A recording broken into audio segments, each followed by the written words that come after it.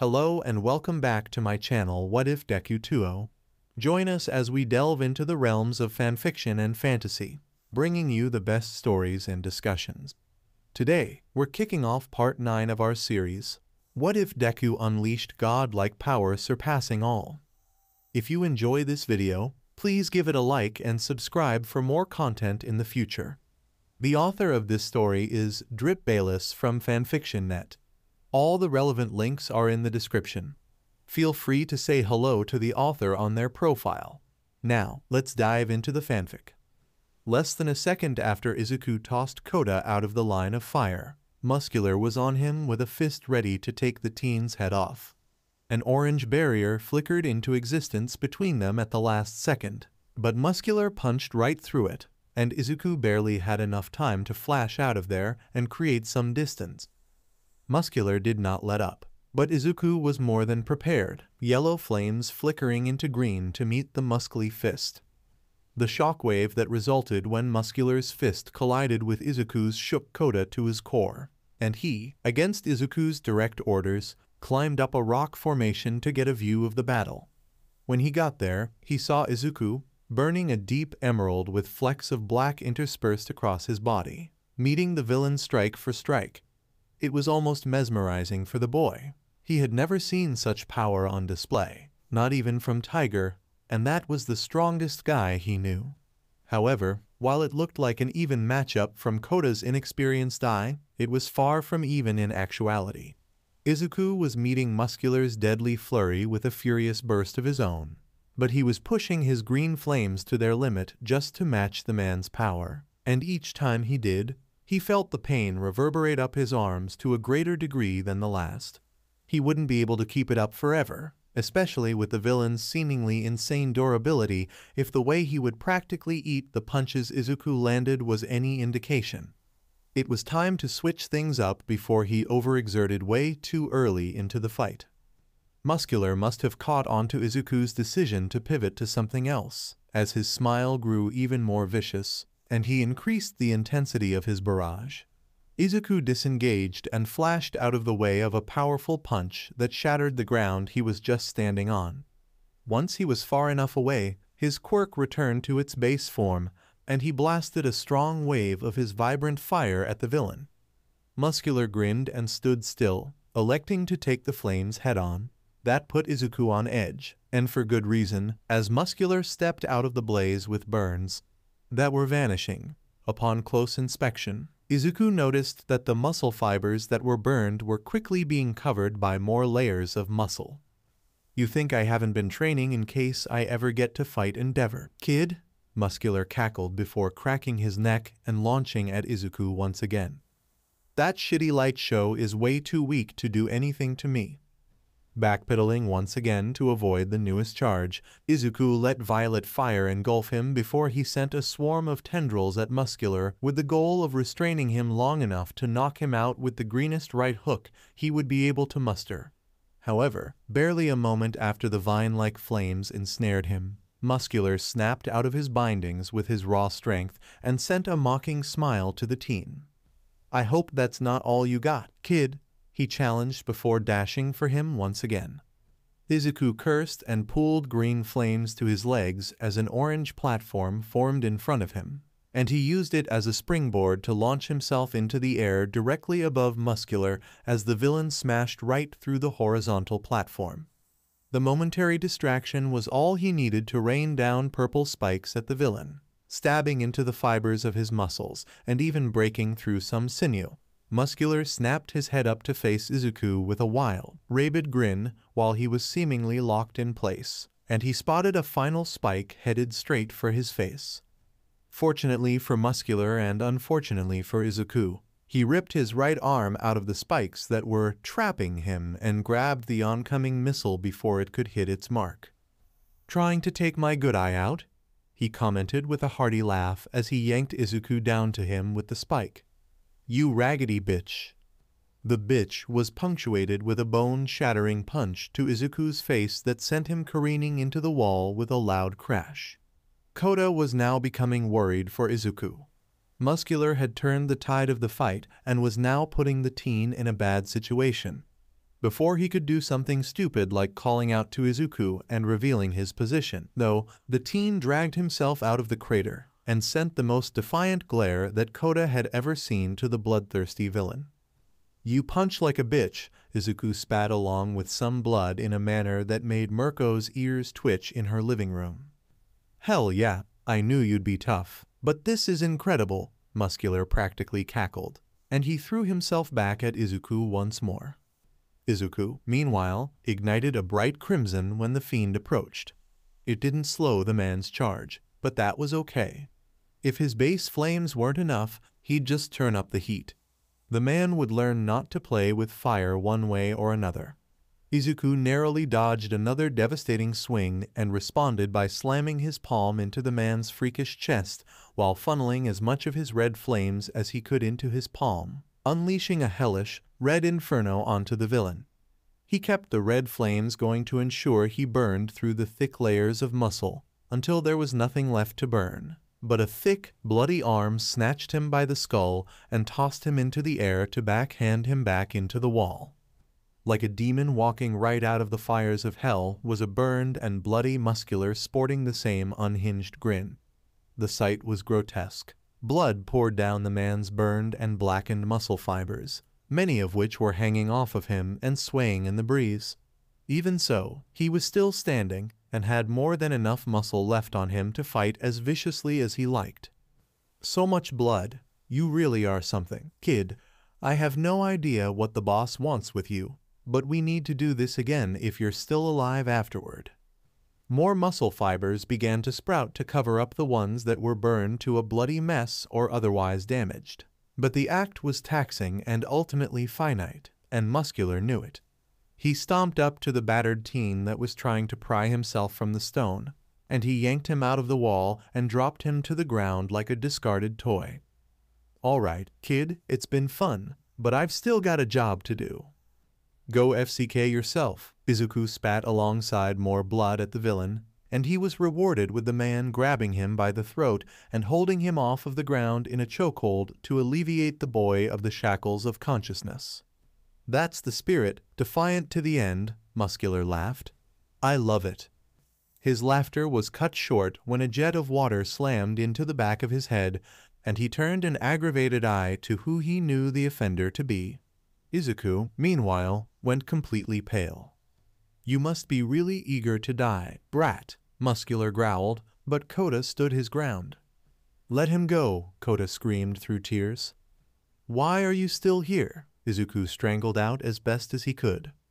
"I won't let my hero die," Kota nearly bawled.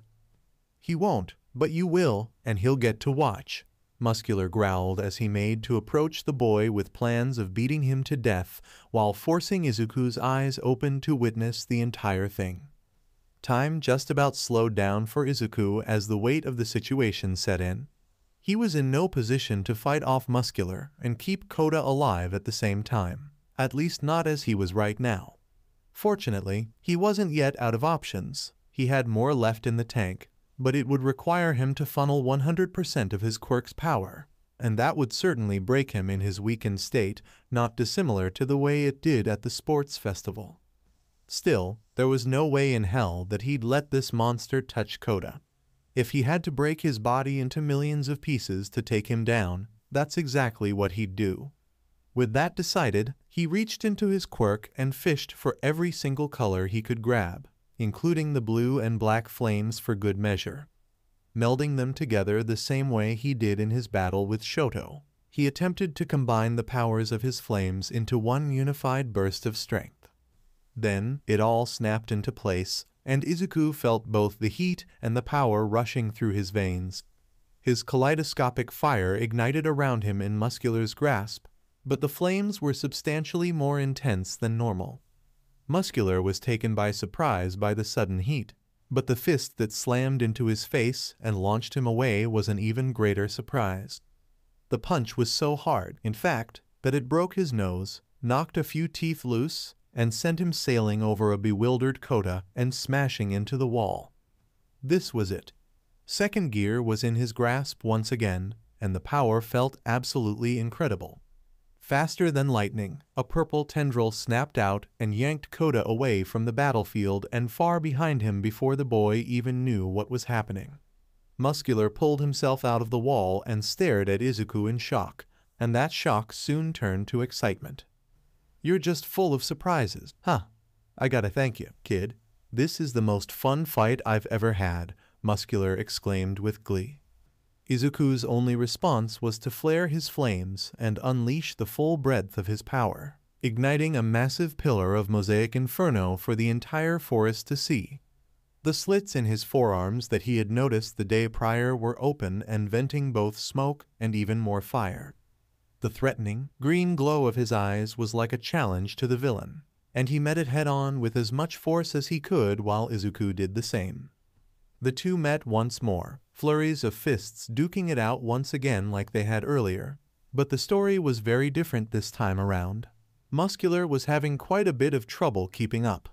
Not only was Izuku much faster than he was previously, but he was hitting even harder, and once Muscular felt his own fist being smacked away, the fight was no longer within his grasp. Izuku pounded into the villain's body with shot after unforgiving shot. Body blows transitioned into stiff hooks to the side of the head. Wild swings from Muscular were deftly dodged and met with crushing kicks to his still recuperating muscle fibers. The man was at the teen's mercy, as if he were slowing down time and predicting the man's attacks, then returning them with exponentially more crushing force. Muscular wasn't exactly off the mark with that assessment, as Izuku was maliciously abusing the fusion of white and yellow flames within second gear to read the man like a children's book. A dodged overhead punch resulted in an elbow to the man's good eye and a stomp to his knee, and, try as he might, there was nothing the man could do to stop it.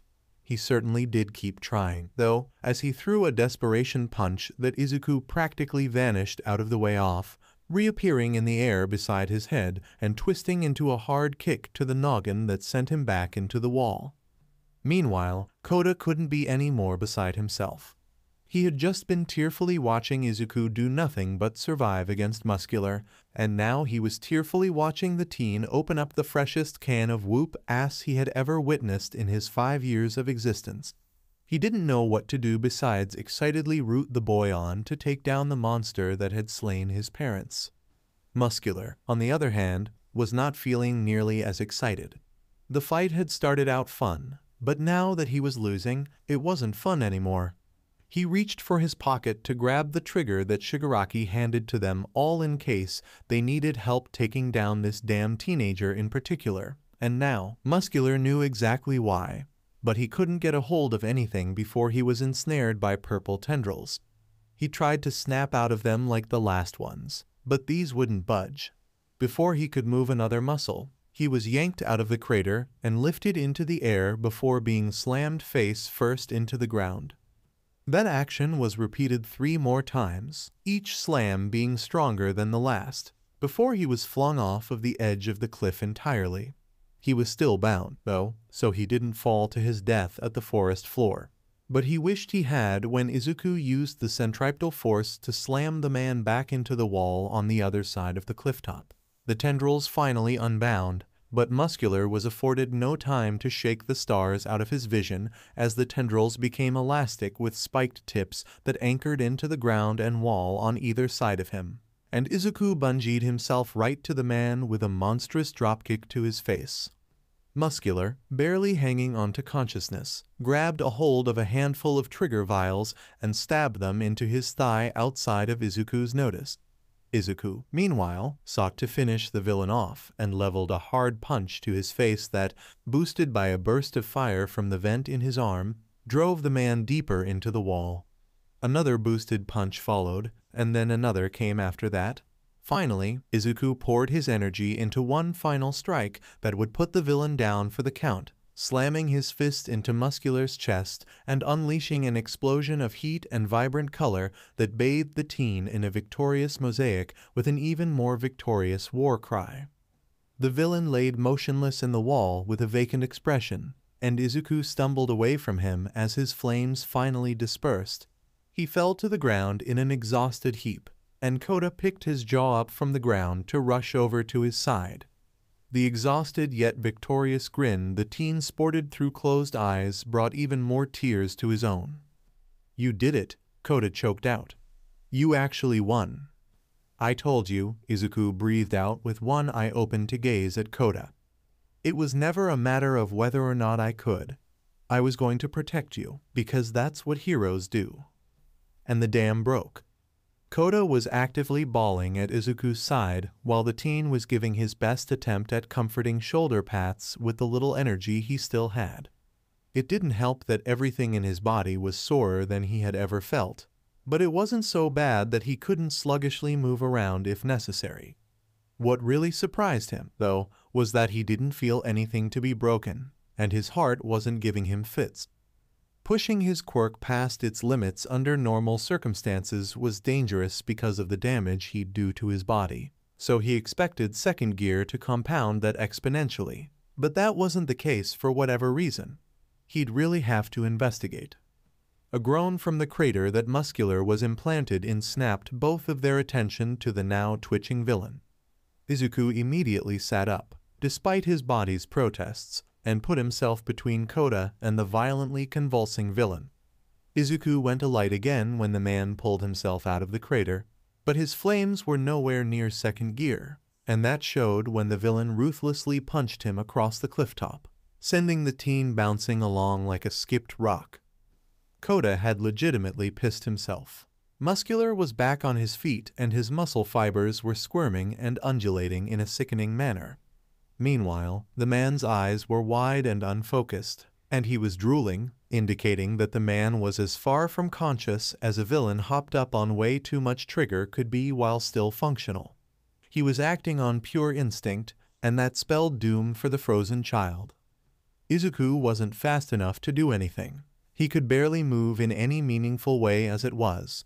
He was left helpless as Muscular snatched Kota within his grasp and snapped the boy's neck without any fanfare, subsequently tossing the boy's body at Izuku with no concern to speak of.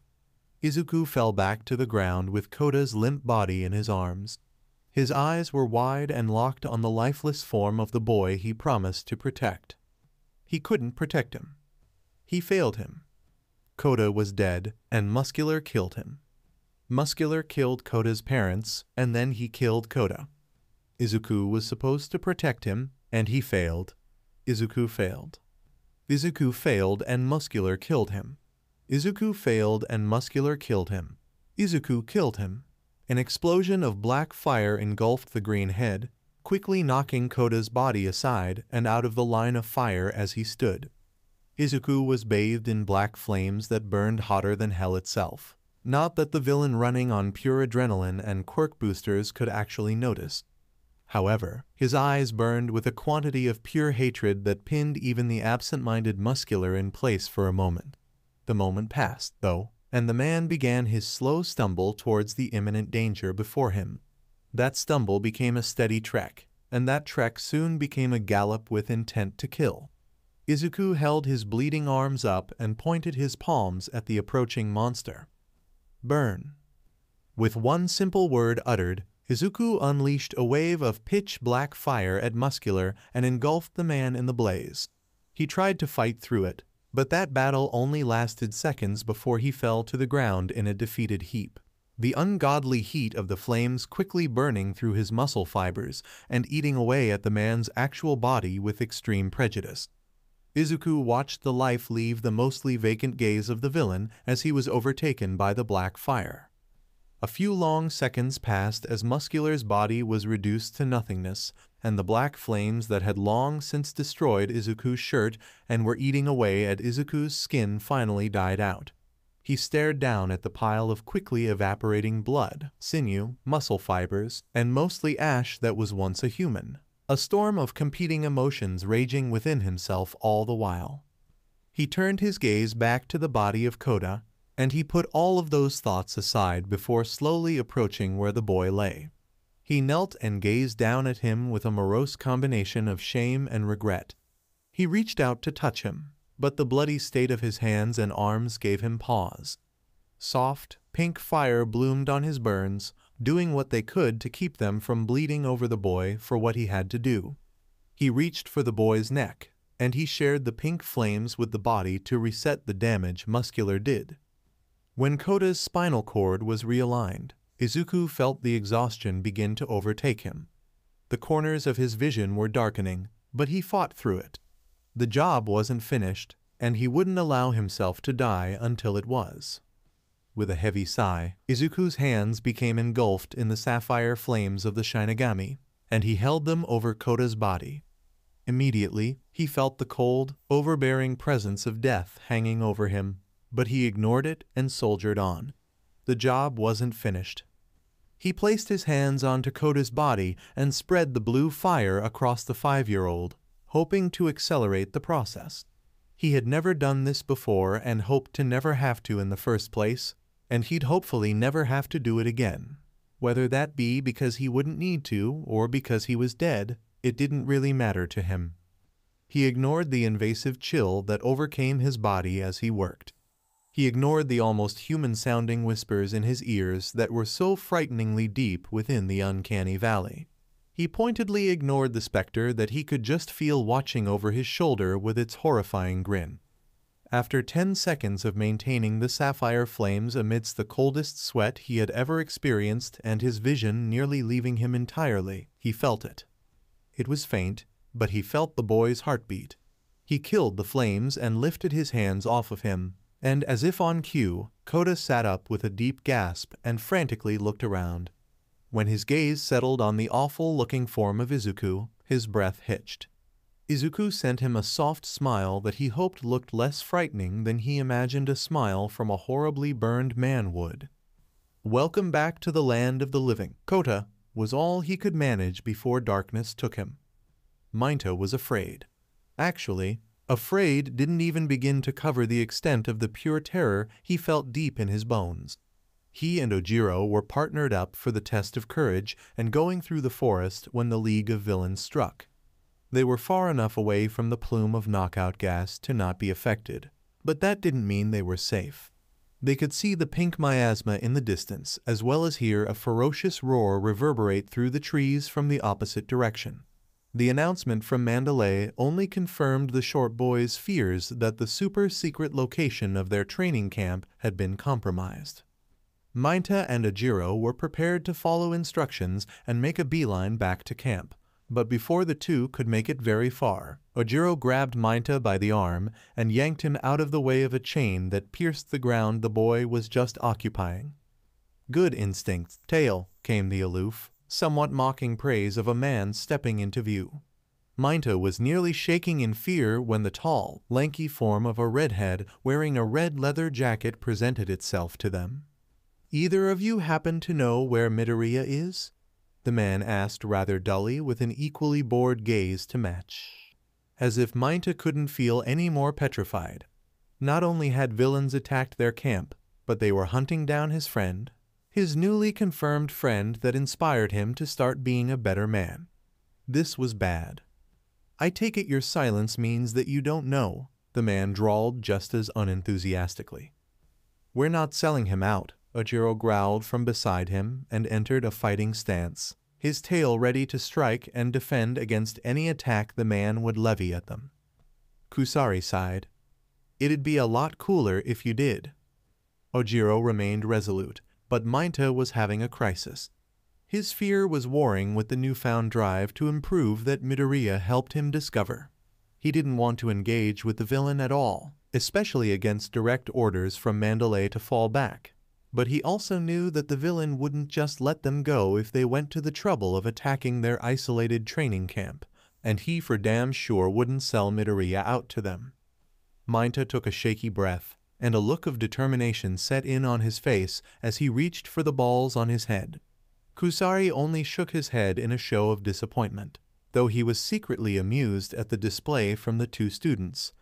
"Ah, well, I suppose we can do this the hard way," Kusari shrugged just before Ojiro went on the offensive. But the teen had to change course on a dime to evade the lightning-fast chains that shot out of the man's body. Mainta used that moment to throw a barrage of his sticky balls at him, but each one was stabbed out of the air by the redhead's chains with little to no fuss. Mainta wouldn't be deterred, though, and he kept at it to hopefully overwhelm the man and eventually catch him slipping. Meanwhile, the tailed blonde attempted another rush attack from Kusari's blind spot, but he quickly realized that the man had no such thing when he was caught by a chain that struck at him faster than he could react.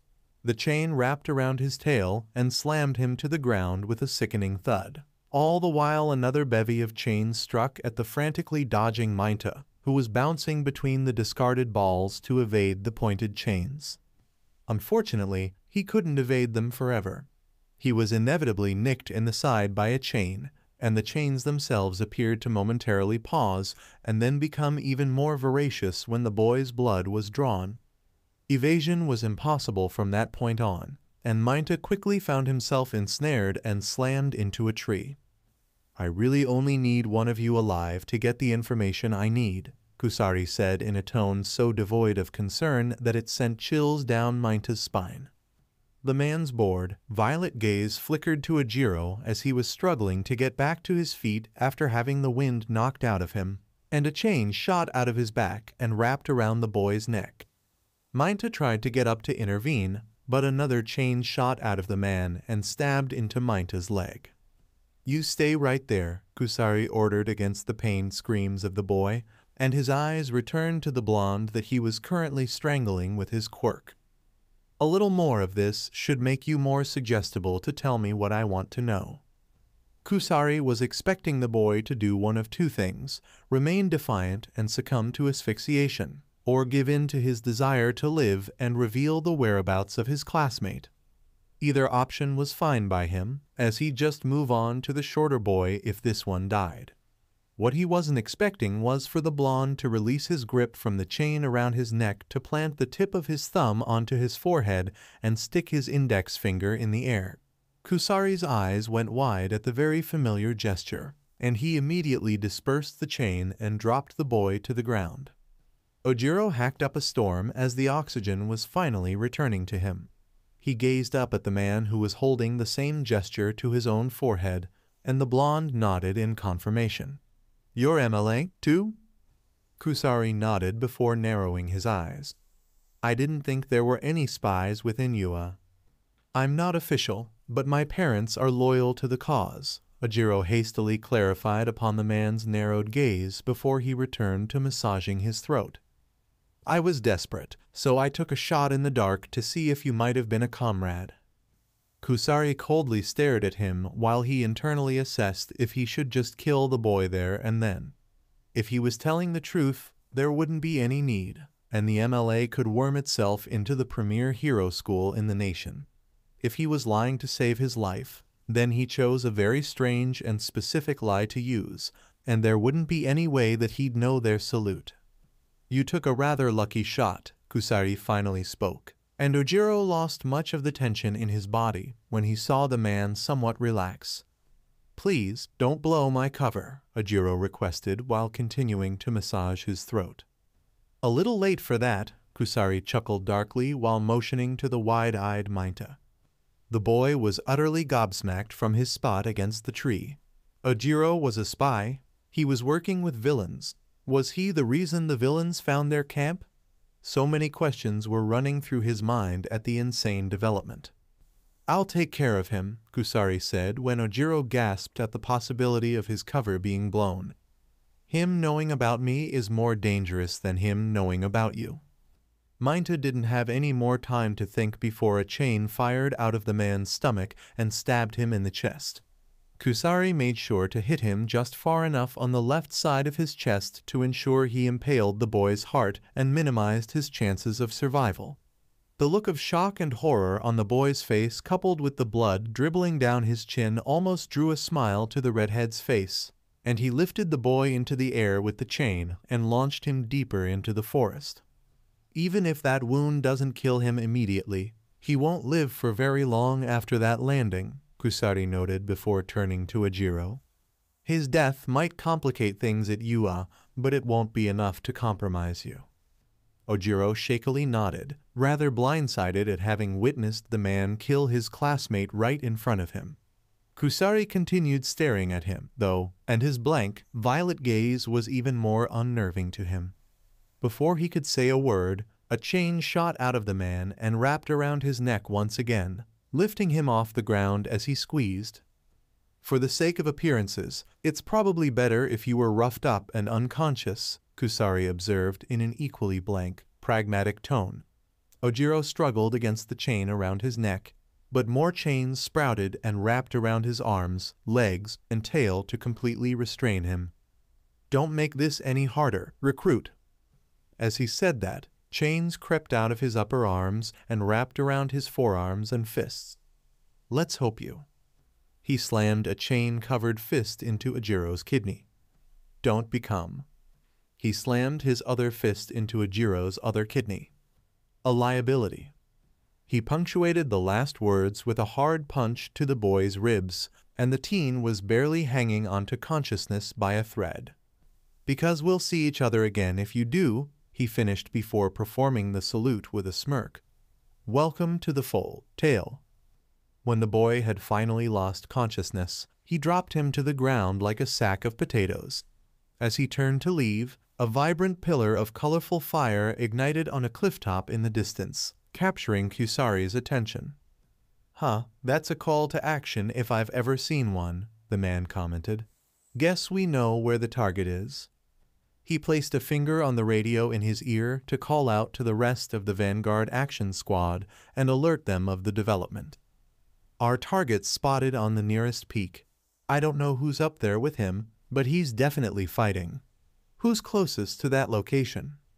"I'll be on stage momentarily," was the flamboyant response he received from who he knew had to be Mr. Compress. "Right, sure." Minta crashed into the cold, unforgiving forest floor, and he immediately heard and felt a snap upon landing. A silent scream ripped from his throat as he rolled onto his back. He bit back the pain as much as he could in order to drag himself to the base of a tree and prop his back against it. Sitting against the tree, he struggled to gather his thoughts so that he could assess his situation. His left arm was broken, and there was a hole in his chest. That wasn't great. Luckily, the villain stabbed him where he assumed his heart would be, and he had no way of knowing about Minta's dextrocardia. He had a punctured lung for his troubles, but the boy would live, for now. There was something much more important than his health to worry about, anyway. Midoriya was the villain's target. He needed to tell someone. He needed to find help and stop their plans or rescue him if need be. He needed to move. With a wet cough, he struggled to his feet and stumbled away from the direction of the gas and towards where he heard the roar coming from. Noise meant activity, and activity meant his classmates or even 1B were present. He would help his friend if it was the last thing he did. His stumbles soon picked up the pace and became a jog, and that jog soon broke into a run. Minta pointedly ignored the excruciating pain in both his arm and his chest as he pressed on. However, a massive, shadowy claw swiped down at him, but he was pulled to safety at the very last moment by a bleeding Shoji. He was about to speak, but Shoji shushed him, and they hid in a bush while the raging beast moved on elsewhere. "What's going on?" Minta whispered. "We were ambushed by villains, and Dark Shadow went wild in the darkness, despite how hard Takoyami was trying to suppress them," Shoji whispered back, and then he took note of the shorter boy's injuries with alarm. "What happened to you?" "Ojiro's a spy," Minta coughed. "The villains are after Midoriya. We need to find him." "Wait, what?" Shoji Whisper shouted. "What do you mean Ojiro's a spy? And Midoriya?" "No time to explain. We have to find help and get to Midoriya before the villains do," Minta urged a little too loudly, bringing Dark Shadow's attention to their spot. Shoji dodged in the nick of time to avoid being smashed by the rampaging sentient quirk, and he hid behind a new tree while Takoyami pleaded with them to leave him behind and save their own lives. "We'll need to get past Dark Shadow before we can do anything," Shoji whispered. "They have a weakness to light, so if we can get them back to camp or to a fire, we could contain them. You're not in any condition to find Midoriya on your own, but I can't just leave a suffering friend behind. I'm willing to distract Dark Shadow for you to run." "I'm not leaving you behind," Minta declared. "We can do both." Shoji looked back at Mainta for a moment, and then he nodded. All right, got a plan. Mainta furiously brainstormed anything they could do to deal with Dark Shadow. It ultimately just amounted to thinking about what Midoriya would do in this situation. Honestly, he'd probably just punch Dark Shadow really hard and then flare his quirk to subdue him, neither of which were applicable to their current situation. However, that didn't mean they couldn't also use their quirks to their advantage. Can you use your dupli arms to spawn an eye to look over the trees without being noticed? Mainta asked. I can try. What am I looking for? Any signs of activity or battle. We could use Dark Shadow to take down villains while adding to our group, and maybe one of them could shine some light on Dark Shadow and Takoyami. That's a bit of a leap of faith, but it's the best we've got. Shoji grew an eye socket from one of his arms and slowly snaked it up the tree trunk outside of Dark Shadow's notice until it was sufficiently high enough to see above the trees. He looked around and quickly spotted the activity they were looking for. Do you see anything? Mainta asked. Yeah, a ton of ice, Shoji answered. And is that teeth? Ice? That means Todoroki's over there. He has fire. Mainta spoke, but slammed his hand over his mouth when Dark Shadow swiped at them again. Fortunately, Shoji was faster. All right, we know where to go, so how do we get past Dark Shadow? Shoji questioned. Mainta looked him right in the eyes with the utmost seriousness as he spoke. How far can you punt me? What? I need you to punt me as hard as you can. Why the hell do you want me to punt you? Because you're super strong, and I can use the momentum from the kick to bounce on my sticky balls and stay ahead of him much easier than you could by running. Now, we can keep Whisper shouting about this, or we can save Takoyami and Midoriya. There was a brief yet very tense silence, and Shoji eventually spoke up. I'm not at all comfortable with this, but you have to promise me that you'll survive. I will bite your webbing until you punt me, Shoji, Mainta shouted, and Dark Shadow attacked once again. Shoji dodged by a hair, and his hand was now forced. He dropped the smaller teen and kicked him into the air as hard as he could before jumping out of the way to narrowly dodge Dark Shadow once again. Over here, bird brain, Mainta shouted to get the quirk's attention, and the bestial roar told him that he succeeded. With little time, he used his one good arm to start pelting the ground with his sticky balls and bounced along the path with a rampaging monster trailing behind him and a frantic Shoji sprinting behind them. The chaotic chase was on, and the diminutive boy bobbed and weaved through trees and bushes with the grace of a squirrel on cocaine, while the monster in pursuit of him smashed through anything and everything in their path. Mainta continued to ignore the pain that was shooting through the entire left side of his body at this point. His pain was irrelevant. People needed saving. The trio eventually plowed through the forest far enough to reach the battle, and Mainta bounced right off the path and out of the way of an errant tooth blade that would have skewered him. Dark Shadow, meanwhile, locked onto a new target and just about annihilated the straitjacket-clad villain post-haste. Todoroki! Fire! Mainta screamed. Once the pieces came together, and he realized that Dark Shadow was out of control, Todoroki sprung into action with his left side ablaze. Bakugo, who had been paired with him for the test of courage and would not be outdone, jumped in alongside him, and the two fired their quirks on either side of the sentient quirk to create a flash of light bright enough to end their rampage. Once Dark Shadow was subdued and back inside Takoyami, the boy fell to his knees in tearful regret about losing control and nearly killing his friends. Mainta, on the other hand, fell to the ground in a heap as the adrenaline was finally wearing off. Shoji hurried to pick him up and return him to his place on the taller boy's back. The hell happened to him? Bakugo questioned, pointing to the pale and bleeding Mainta. Shoji was about to answer, but Mainta spoke first. Doesn't matter, Midoriya's their target. Gotta save him. This information surprised the three other boys, and while the group began to speculate what exactly the villains wanted with him, something in Bakugo began to stir. The nerd can take care of himself, he muttered. drawing the attention of the others that became incredulity when his words sank in. "Are you saying we should just leave him?" Todoroki asked in an icy tone. "That's not what I mean," Bakugo growled before his gaze fell to the ground. "Out of everyone in the class, he's the strongest, the most capable. If anyone could take on a squad of villains by themselves, it's him." The group was silent at the uncommon moment of candor from the generally cantankerous blonde. "The problem is that he knows it, too," Bakugo continued. "He'll take on insurmountable odds just for the possibility that he'd be helping someone. He was always like that." The group could vaguely hear him mutter, even before he left, before he continued much more loudly. "So, that's why we go and make sure that dumbass nerd doesn't get in over his head." Upon the blonde's declaration, the assembled boys' resolve solidified. They would hunt down their class rep and kick any and all villain ass that stood in their way, and absolutely nothing would stop them. Well, there was one thing, actually. "Where do we even begin to look?" Tokoyami asked. "Maybe he went back to camp to hold down the fort while our teachers and the cats fought the villains," Shoji supplied. "Nah, he wouldn't stick around in one place while anyone else was out there with villains around," Bakugo responded. "He's somewhere in these woods."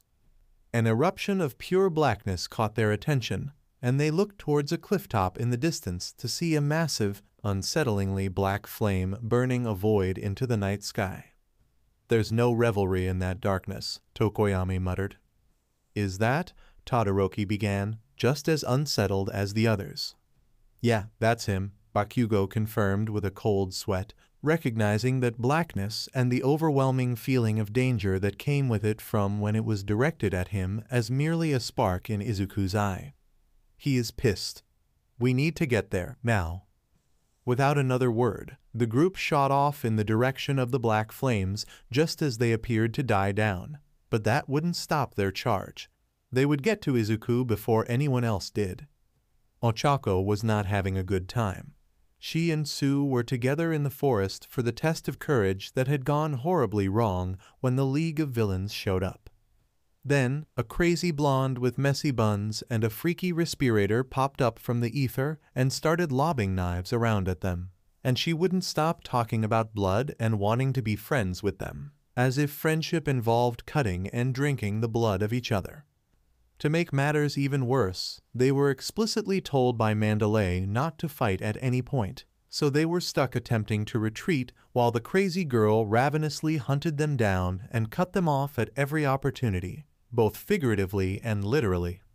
In other words, if they were really not going to fight, then they were miles up shit creek without a paddle. By the sixth time, the girl miraculously appeared in front of them with absurd speed and slashed at Sue's tongue with a knife. It became very clear that they didn't really have a choice in the matter. They'd have to fight.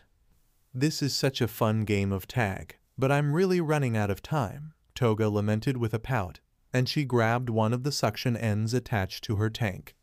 "I'll get my fill and move on, but we'll have to play again another time so I can get you cuties all bloody." "You are depraved," Ochako spat as they narrowly dodged another charge and swipe from Toga. Ochako tried to get her hands on her to slam and pin her to the ground, but the girl seemingly had some level of precognition and sidestepped every attempt she made. One such instance resulted in Ochako overcommitting and losing balance when her attempt failed again, and Toga capitalized by lunging at her, ready to draw her blood. Fortunately, Ochako was yanked out of danger by Tsu's tongue at the last possible moment, and the frog girl deposited her friend a safe distance away from their attacker. "You're a lifesaver, Tsu," Ochako called out and received a relieved croak in return. "Tsu? That's so cute. I think I'll call you that, too," Toga declared as she lunged for the girl in question. "Don't you dare," Tsu hotly rebuked the use of her nickname by the villain, leaping backward to evade the attack, but still ending up pinned to a tree by her long hair with a knife. Toga crept up to the pinned girl and practically salivated over the blood on her from the various cuts she had given her. Ochako was having absolutely none of it, however, and she rushed to defend her friend from the literally bloodthirsty villain. Toga struck a knife out to stab Ochako as she approached, but the brunette pivoted out of her line of sight and snatched a hold of her arm before breaking it at the elbow and sweeping the girl's legs out from under her in one swift motion, being sure to bring the girl's head down to the ground with a thud to ensure she was incapacitated. It was a brutal move that she picked up in her training with Inko for the sports festival, one that she was told was a tried and true method of disabling a particularly spirited criminal with a weapon that couldn't be taken with attraction of small objects. It was a move that she promised not to use on any fellow students, but enthusiastic villains with weapons were fair game. That was amazing, Ochako, Sue complimented from her position on the tree. On the ground, Toga had her bell rung from the impact, barely even registering the fact that her arm was broken. She was still conscious, but her mind was incredibly foggy, and so clear at the same time. She could see, truly see for once.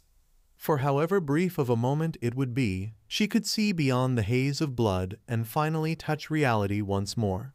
She could breathe in and feel this dreadful existence for what it truly was instead of the twisted fantasy her carnal urges sought to create. She could stop this once and for all before her bloodlust took over and warped her mind beyond repair once again.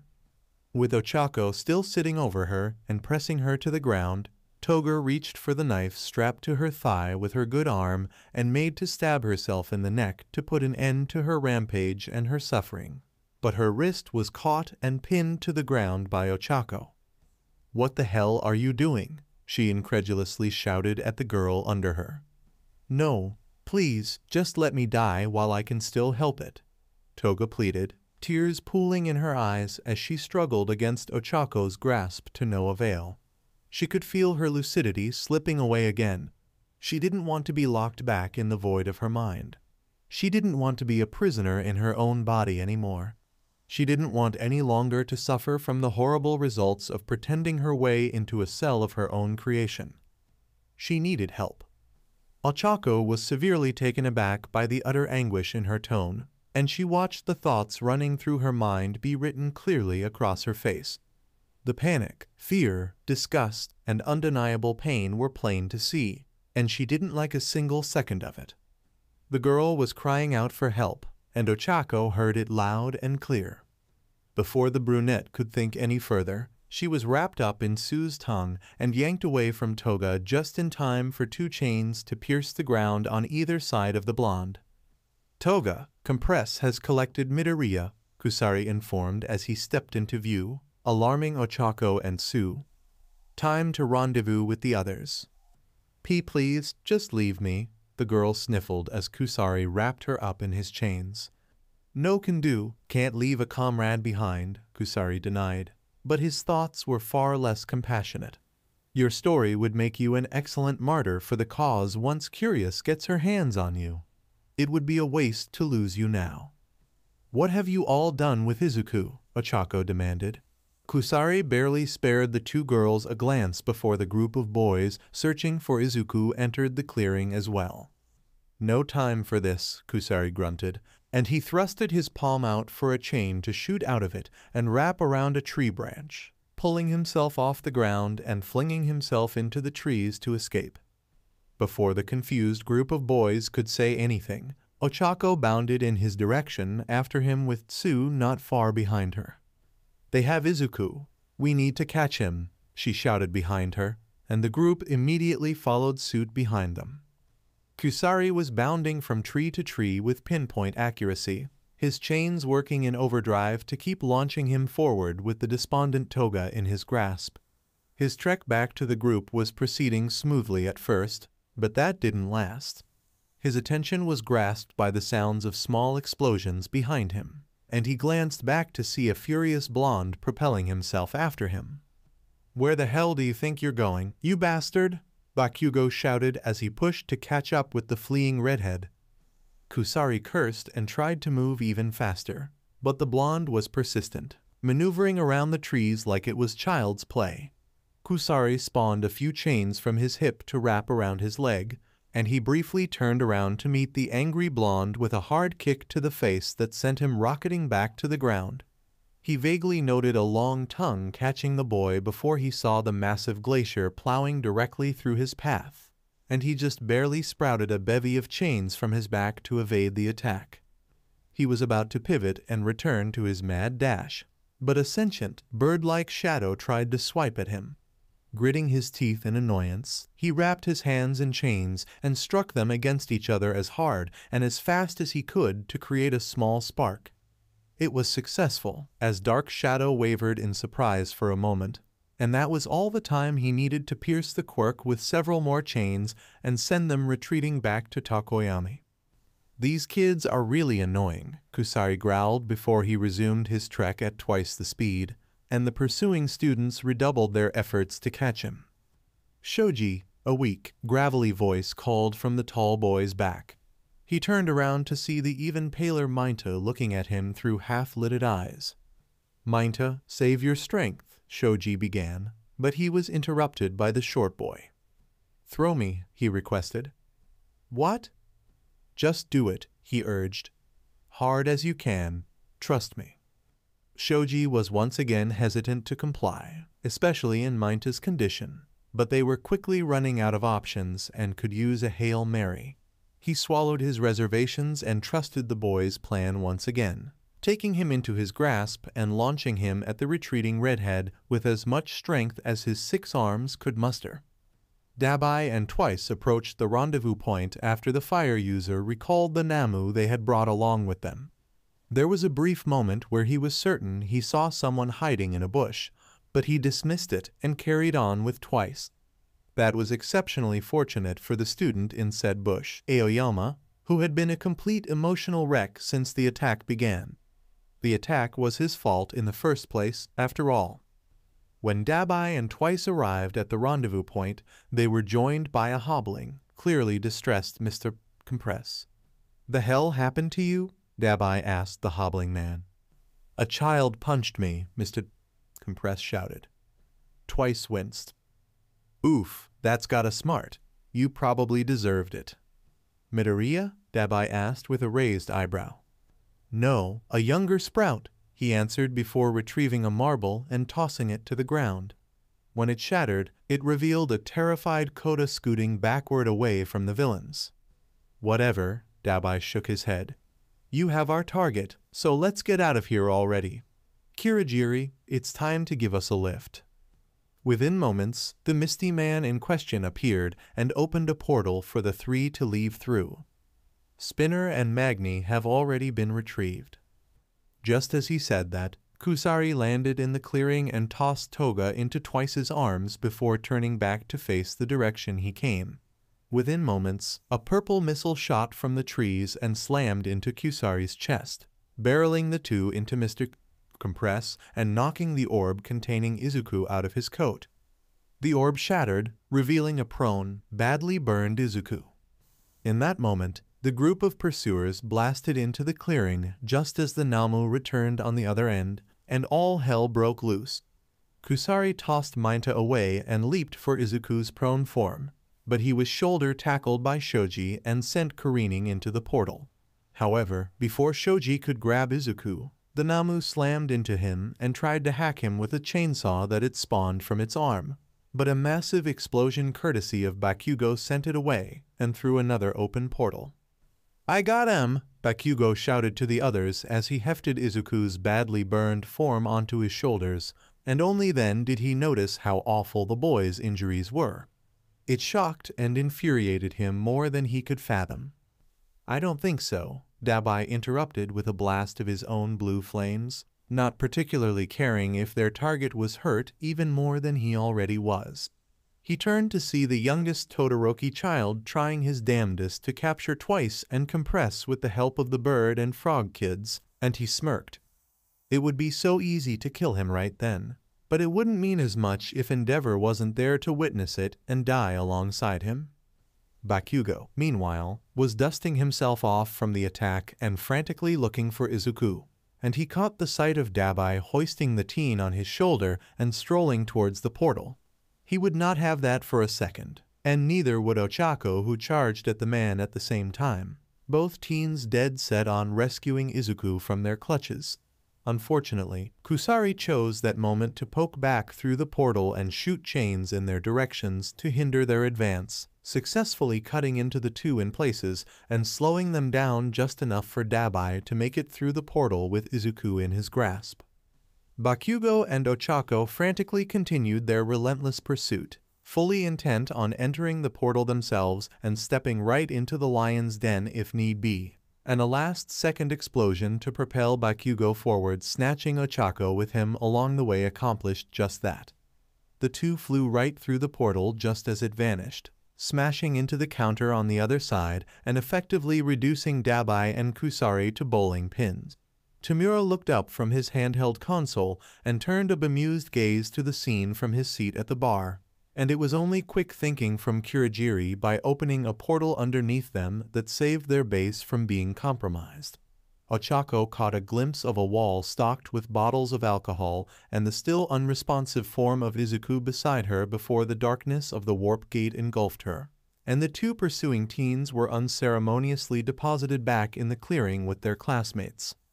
When the two regained their bearings, the magnitude of what had just happened crashed onto them like a meteorite. The clearing was dead silent. Everyone was speechless. Even Bakugo was at a loss for words. They had him. He was right there. He was within their grasp, and all they had to do was take him and run. But they failed. The silence was ended when a guttural cry of anguish ripped itself from Ochako's throat and filled the clearing with her wails of despair. Moments later, an emotional, profanity-laden rant from Bakugo joined the noise. Izuku was gone. Nezu took a sip of his tea as he went over the final preparations for Endeavor's coming press conference. He wasn't so much concerned about the details of the conference itself, as Endeavor and his PR team could handle that. It was the aftermath and the many ripples that would result from it that had Nezu's attention. Endeavor coming clean was as much a calculated attack on the HPSC as it was a man confessing his sins to the public. The revelation that the No. 2 hero was abusing his family was not going to sit well with the public, whose protection was his responsibility, and much of that resulting outrage could be focused and redirected to the so-called Public Safety Commission that had a hand in covering it up. He would need Toshinori to be present for that, though, which was why he was waiting so fervently for his return from my island. If anyone could successfully navigate and redirect the public's anger and mistrust from being projected at pro-heroes at large to just the bureaucracy that governed them, it was All Might. His attention was diverted to his phone when he received a call from Aizawa. That was strange. What reason would the man have to call him at such an hour during their training camp? He took another sip of his tea before answering the phone. "Aizawa, it's good to hear from you," he chirped with a smile that anyone in the room with him would instantly be wary of. "I trust you have a reason to call at such an ungodly hour." Nezu sat and listened to Aizawa speak, and his smile slowly faded. Soon, the cup of tea fell out of his slackened paws and spilled all over his desk. By the time Aizawa finished speaking, Nezu was legitimately snarling. He didn't bother hanging up the phone before unleashing a vicious, animalistic screech that reverberated throughout the entire building. He swiped the cup off of the desk, and it shattered against the wall as the chimera left his seat in a frothing fury. His fur was standing up, and his absurdly sharp teeth that he usually did his best to hide were bared. It was time to kill all for one. If the rest of the League of Villains were to perish in the crossfire, well, accidents happened in their line of work. He briefly calmed himself from his feral rage, summoning the composure necessary to reach for the phone and make another call. When the man he sought answered the phone, Nezu did not mince words. "All Might, you have 6 hours to get your ass back to Japan." "But the flight is 8 hours, sir." "Then you'd better get moving." What's the emergency, sir?" "The League of Villains attacked our training camp. Young Izuku was captured." There was a brief, incredibly tense silence on the line, and then Nezu heard what sounded like a puff accompanying a furious growl. "Understood." Nezu hung up and slammed the phone to his desk. This was not good. It was not good at all. He took a deep breath and furiously ran through what he knew of the situation so he could determine how to proceed. His students weren't unharmed, but were all mostly safe with the exception of Mainta, who was apparently in critical condition. There were 2 villains apprehended and 1 villain dead, burned to ashes. That left 2 possible culprits, and while he wouldn't necessarily put it past Todoroki to kill if absolutely necessary, the fire was apparently black and hotter than anything anyone had ever encountered. No, this was not good. It was not good at all.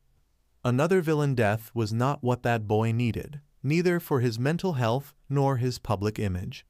Detractors would smell blood in the water and go into a frenzy to pick him apart. The commission themselves might even try to take a pound of flesh. He needed to do damage control, and quickly. Even more pressingly, he needed to find Izuku. If All for One got his hands on Izuku's quirk. He also still needed to inform Inko of what happened. For the first time in his life, Nezu wished that the humans who had experimented on him had simply killed him before he could escape. To say that Shota Aizawa was having a bad night would be like saying Earth was round or that taxation was theft. His students had been attacked on his watch, and having several other pro-heroes on scene didn't help the outcome at all. It was a targeted, focused attack from the villains that was infinitely better planned than the Usj assault. These villains knew what they were doing, and they succeeded in their goal. Midoriya was taken, and so was Ragdoll. There was no guarantee that Ragdoll was even still alive given the amount of blood that was left at her last known location.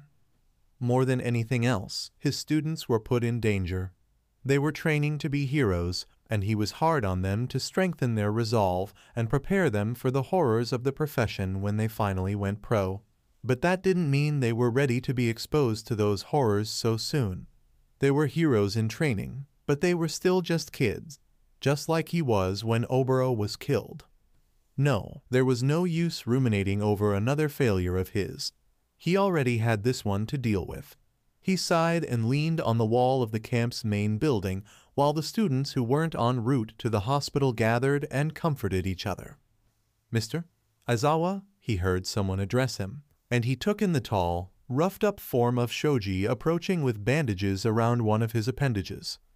"Shoji," he acknowledged the boy. "What do you need?" "Do you know if Mainta will be all right?" he asked, an almost imperceptible tremble in his voice that made the teacher's heart clench. "It doesn't look good as of right now," Aizawa lowly began after a brief silence. "However, going by your recount of events earlier, Mainta's a fighter. He'll pull through, I'm sure of it." He truly hoped the boy did. That eased the tension in Shoji's shoulders, if only a little bit. The boy looked as if he wanted to say something but didn't quite know how to phrase it, so Aizawa let him gather his likely tumultuous thoughts. "There was something that Mainta said," Shoji finally spoke, his volume now lower than it was previously. "I didn't want to bring it up in front of everyone else in case others were listening, but I need to tell you about it." "What is it?" Aizawa questioned, now a bit on edge. Shoji grew an eye from one of his unharmed limbs and looked around to ensure that no one was eavesdropping before he spoke. He said that Ojiro was a spy. Aizawa's brain stalled at those words. He literally could not process what he had just heard for several seconds, and when he finally did, his eyes narrowed dangerously into slits. "Excuse me?" Aizawa finally responded in a low growl that demanded answers. "When I asked him about his injuries, that's what he said. I didn't get a chance to press about it. I wish I had. He was dead set on rescuing Midoriya, so our focus was elsewhere," Shoji morosely explained. Aizawa sighed and calmed himself. "No, you did good. Mainta will pull through, and we will find Midoriya. I will promise you that. Thank you for letting me know. I'll handle it from here." Shoji nodded, and Aizawa placed a hand on the boy's shoulder. "Everything will be fine. Go back to the others. You all need each other now more than ever." When the boy departed and returned to his classmates, Aizawa groaned, as if things couldn't get any more complicated. Ojiro was among those who were sent to the hospital, so he couldn't pull him and interrogate him on the spot, which was probably for the best given his mood. He'd have to make another call to Nezu, but he was very hesitant to call the animal again after that earlier display. Then there was the matter of Kota. The young boy was safely back in Mandalay's care, but he was clearly traumatized. Apparently, the battle between Midoriya and Muscular, why did it have to be him of all people, was so intense that it spurred a quirk awakening for his student that allowed him to absolutely pummel the villain into the ground. That was frightening enough on its own, but what made it even more distressing was his description of events after Muscular had seemingly gone down the first time.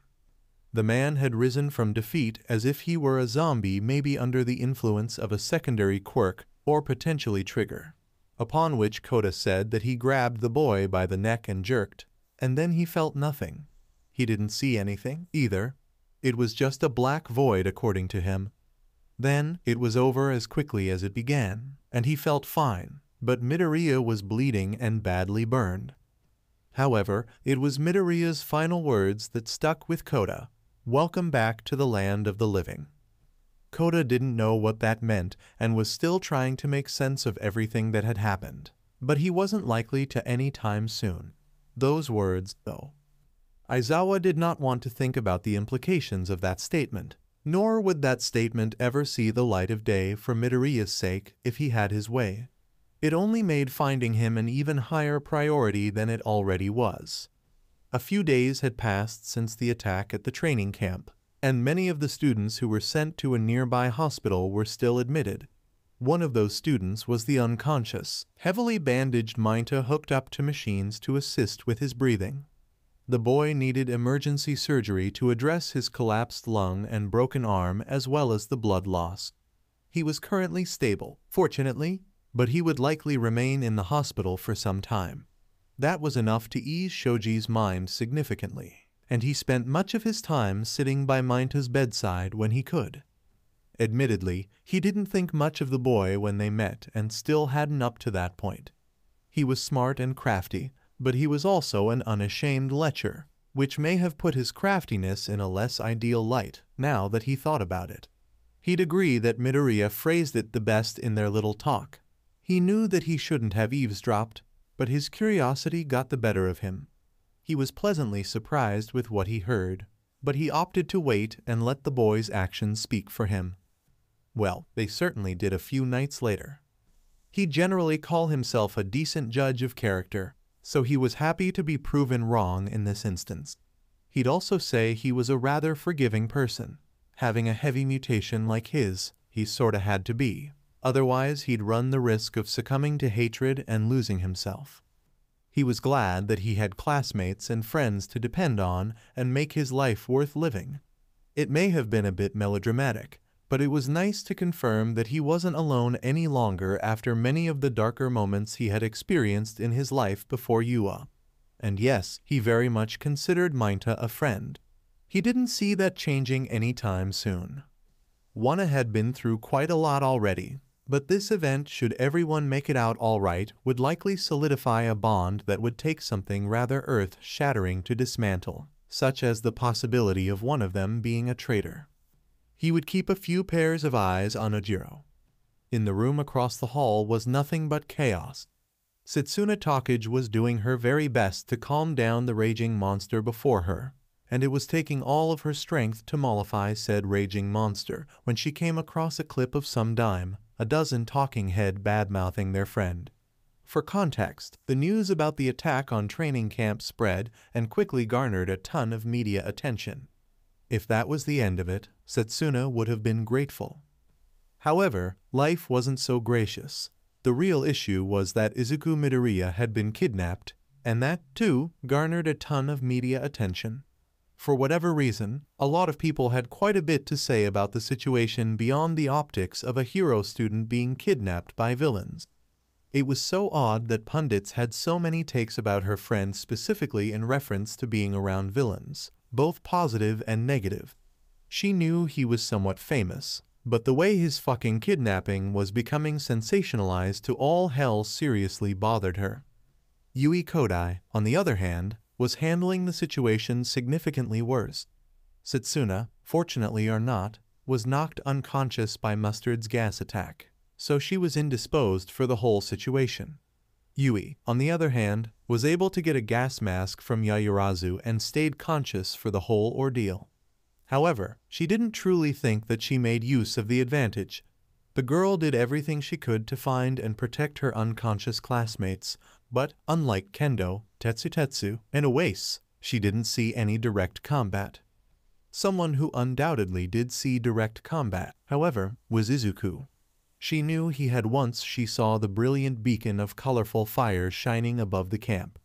In that moment, gazing at the display of the boy's quirk and vaguely feeling some of the power radiating from it, she knew that he was trying to call out to and reassure each and every one of the students on the forest floor.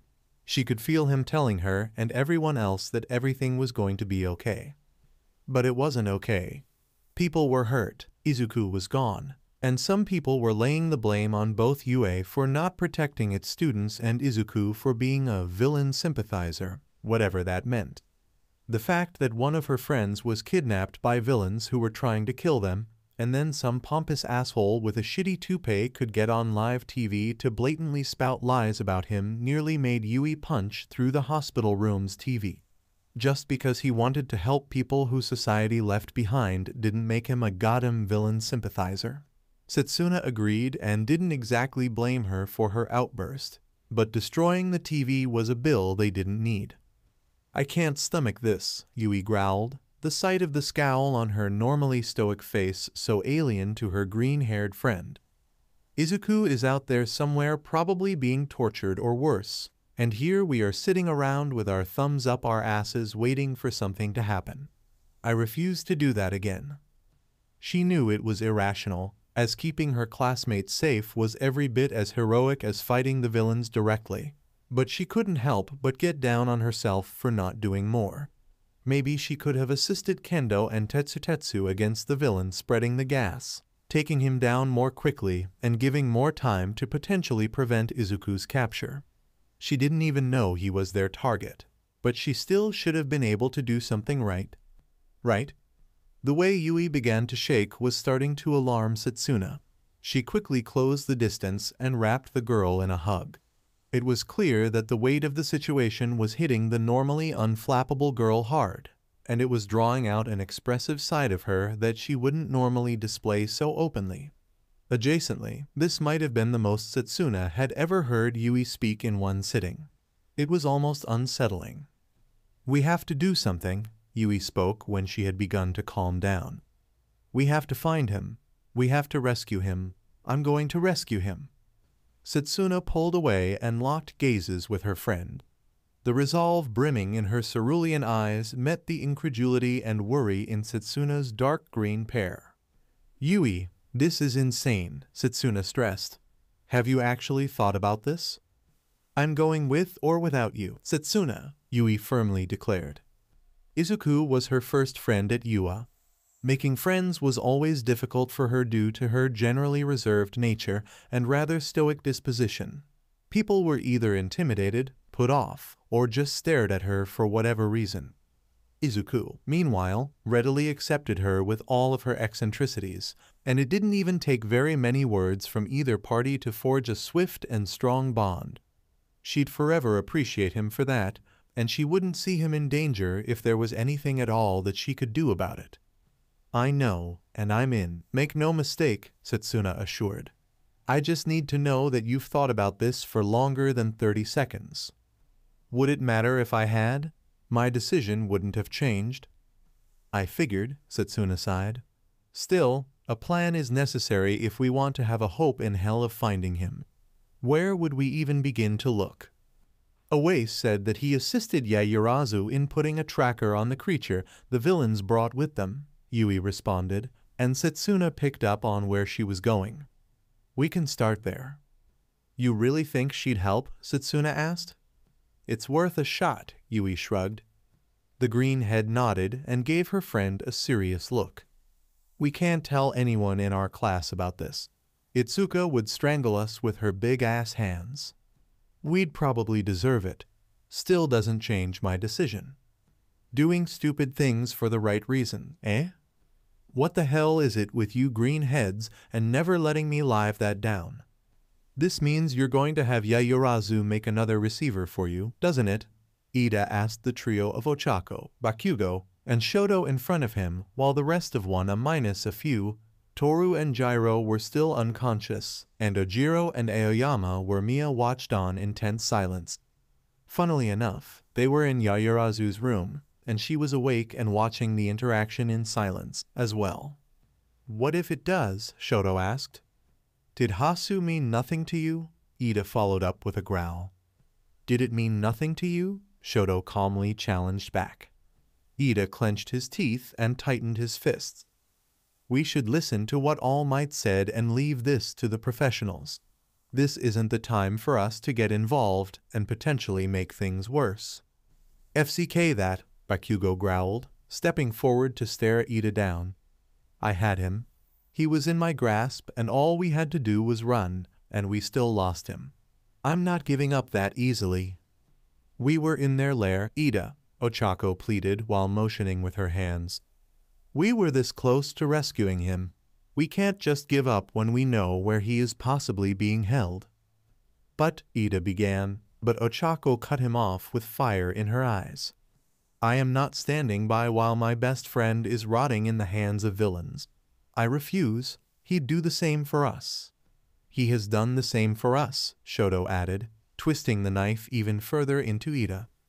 Besides, the villains who attacked the camp were trying to kill some of us, but they took Midoriya alive. What we don't know is what they want with him and how long they'll let him live. That unsettling thread sparked a back and forth between various members of 1A that ultimately went in circles and only served to frustrate Bakugo even more than anyone thought possible. Listen, Tsu spoke up, cutting through the squabbling and gaining the attention of the room.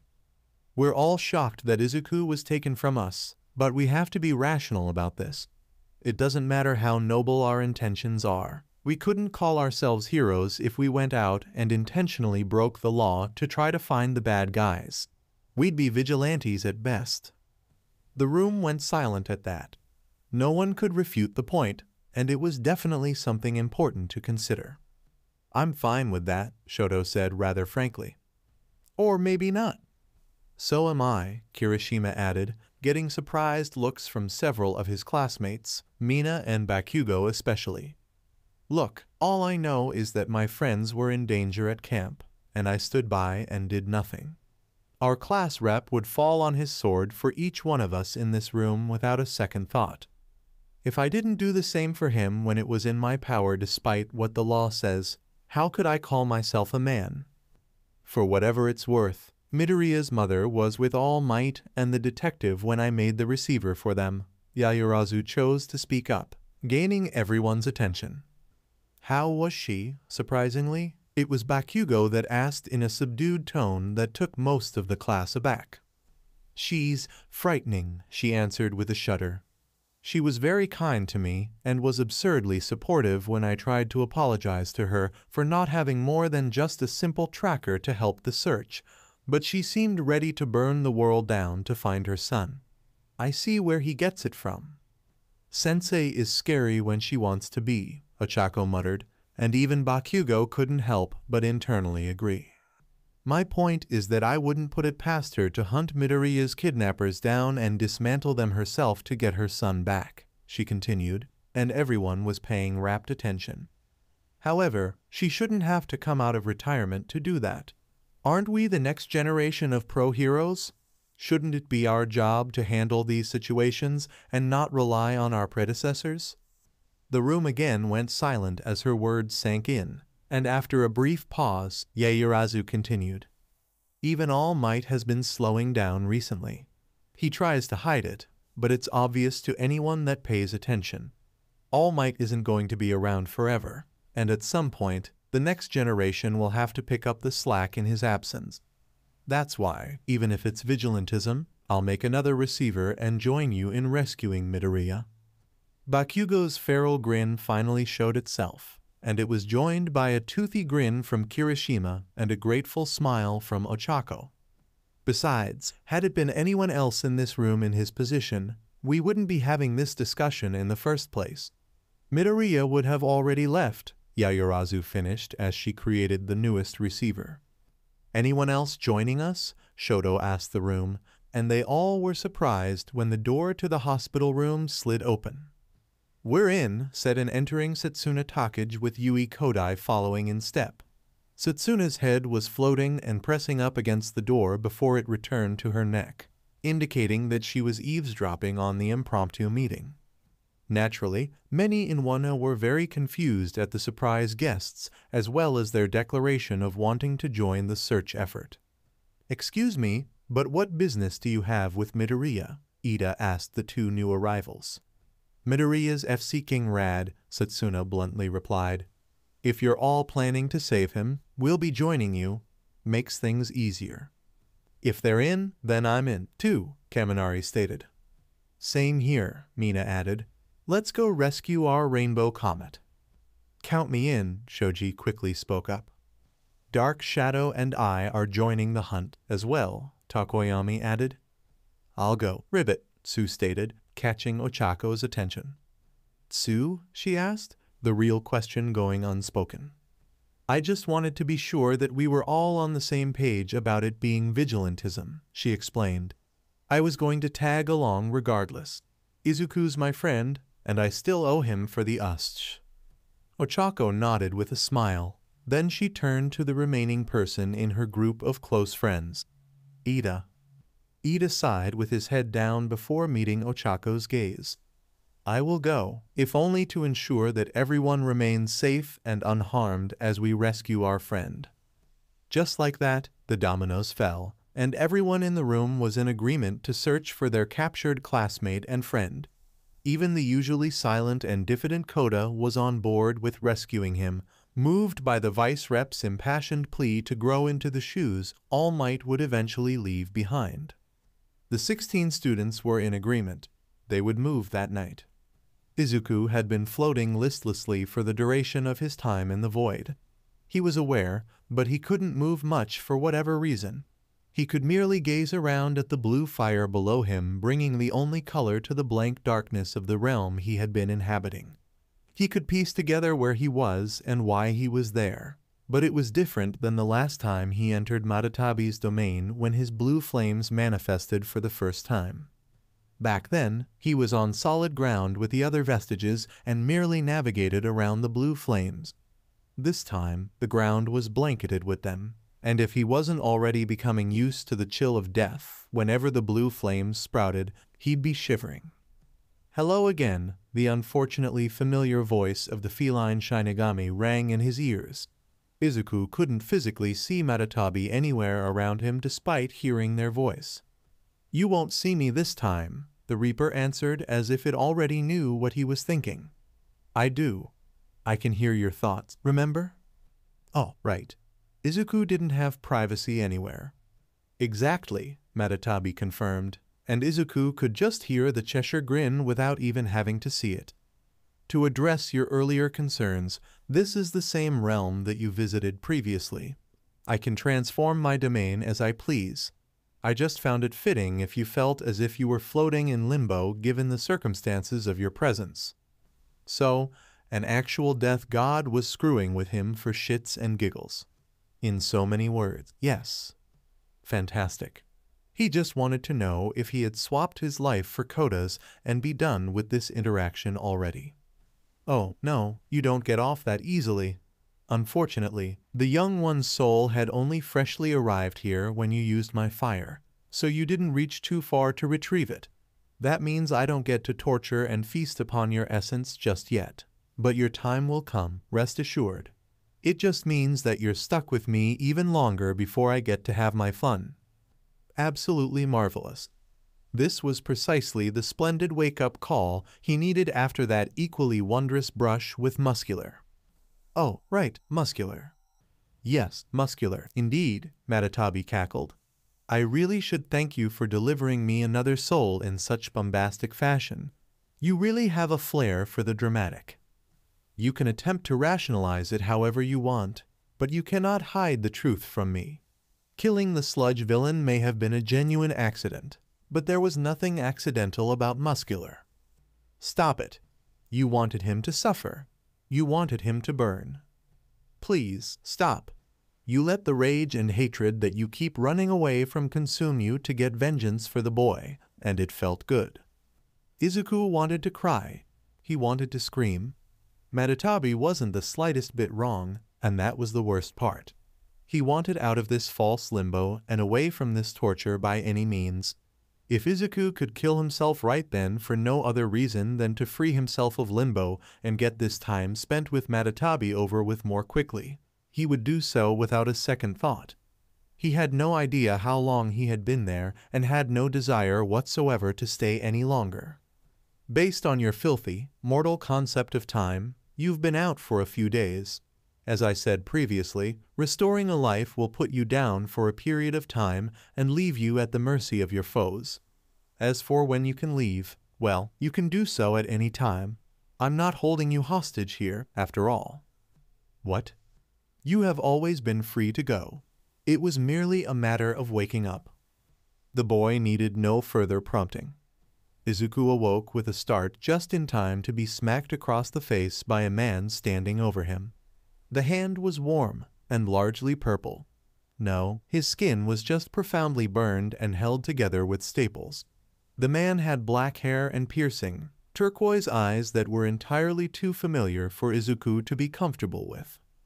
Well, look at that. Sleeping Beauty's finally joined us, the man called out, his tone drier than the Sahara. Good, maybe you'll finally stop slapping him to get him to wake up, another voice responded, and Izuku recognized this one. Just as he figured, Tomura Shigaraki stepped into view, appearing beside the other man. It was then that Izuku finally took a look around. He was in a bar with 9 others, and manning the bar was the Warp Gate villain from the USG. Looking past him, he saw a man in a black, full-body costume and another man wearing a mask, top hat, and trench coat that he did not recognize. The others in the room, however, he did recognize. The 2 villains that showed up and attacked the cats were present. The Gecko Man in the Stain cosplay was practically frothing at the sight of him for some reason. And so was the blonde girl that followed and attacked him in the alley that one night. The way her eyes lit up when she saw he was awake startled him, and he wasn't prepared for her to shove her way past everyone to appear at his side and hug him through his restraints. Oh, right, he was restrained to a chair, and he apparently had heavy-duty quirk suppressant cuffs on. That was fantastic. Down, Toga, Tomura commanded, and she whined. I don't wanna, she petulantly denied. A faint part of her felt so safe in his presence, and she didn't even know why. But her currently addled mind chalked it up to loving how cute he looked all bloody. As such, she snuggled up to him even closer. The action caused some friction in the bandages that were apparently covering his arms. Seriously, what the fuck happened to him in the time he was out? And a bit of blood began to bleed through. Toga stilled at the sight, and her pupils dilated. Before Tomura could snatch her off of him, she swiped her thumb over the blood and shoved it into her mouth, seemingly entering a state of bliss while she sucked her thumb. Well, her addiction clearly hasn't gotten any better, Izuku thought to himself. I hope her mental state hasn't also degraded. When Tomura finally pried Toga away, Izuku looked down at the bandages that were not only on his arms but also on his face. He no doubt had serious burns underneath, but he couldn't ascertain why the League would seek to patch him up. Looking past his condition, he refocused on being restrained to a chair and the quirk suppressant cuffs he was trapped in. He internally sighed. He could probably overload these and escape them if he really tried, but the amount of energy it would take to do so versus the amount that he had wouldn't make the attempt worth it. That was the funny thing about quirk suppressant cuffs. The name was literal, as they only suppressed the wearer's ability to use their quirk efficiently rather than nullifying it entirely. Technology just hadn't yet gotten to the point where a person's quirk factor could be substantially pacified without the aid of a suitable meta-quirk. They, predictably, worked much better on emitters and transformation quirks than on mutations, as it was hard to dull innate strength without even more heavy restraints or tranquilizers. It's why they were typically only used during transport of criminals and why Tartarus forewent using them on prisoners entirely in favor of much more efficient methods of dissuading quirk use, though he didn't know exactly what those measures were. Nizu didn't have that information, unfortunately. He idly wondered where whoever sold it to them on the black market even scored them. And it also finally occurred to him that Nezu had a pair. Why the hell did he just casually have a pair of those to use for Izuku's initial training schooling? He was slapped literally out of his musings by the burned man who was shooting him an annoyed glare. "Quit your fucking muttering," he growled. "It's annoying." Izuku met the man's turquoise glare with a tired glare of his own before spitting in the man's face, rousing a bout of scandalized laughter from a few in the bar. Izuku may have been sitting in the belly of the beast, but that certainly did not mean he would be food. Dabai, surprisingly, didn't retaliate. In fact, he just smirked. Should have expected that. I guess even the beacon in the darkness has his limits. Muscular's absence is proof enough of that. And just like that, Izuku's mood got even worse. From attempting to rescue Kota from Muscular and watching the boy die in front of him to being driven mad by a death god for days on end about his descent into blood for blood justice, Izuku was just so physically and mentally exhausted.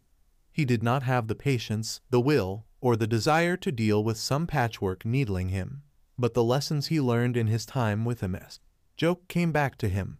She told him in no uncertain terms that some people would go out of their way to get under his skin and make him compromise his principles just for the moral victory. He couldn't let this asshole have that victory over him. He wouldn't give in to his anger again. "What? Nothing to say?" Dabai continued his attempts to rile Izuku up. "Am I too far in the darkness to receive a helping hand? Am I too broken and soiled to sing Kumbaya with? Muscular was, apparently, and I'm willing to bet that most others in this room with blood on their hands are, too." Izuku continued to meet the man's glare head-on, not backing down for a moment. The silence that followed was exceedingly tense enough for Tamura to nearly decide to step in. He didn't get the chance, though. "Those eyes look very familiar," Izuku finally spoke, catching Dabai and the others off guard with a random deviation. But the way Dabai's eyes narrowed dangerously told Izuku that he successfully struck a nerve and snatched the upper hand of the interaction.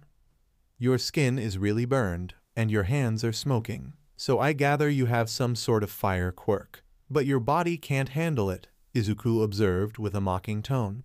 "Really makes you wonder."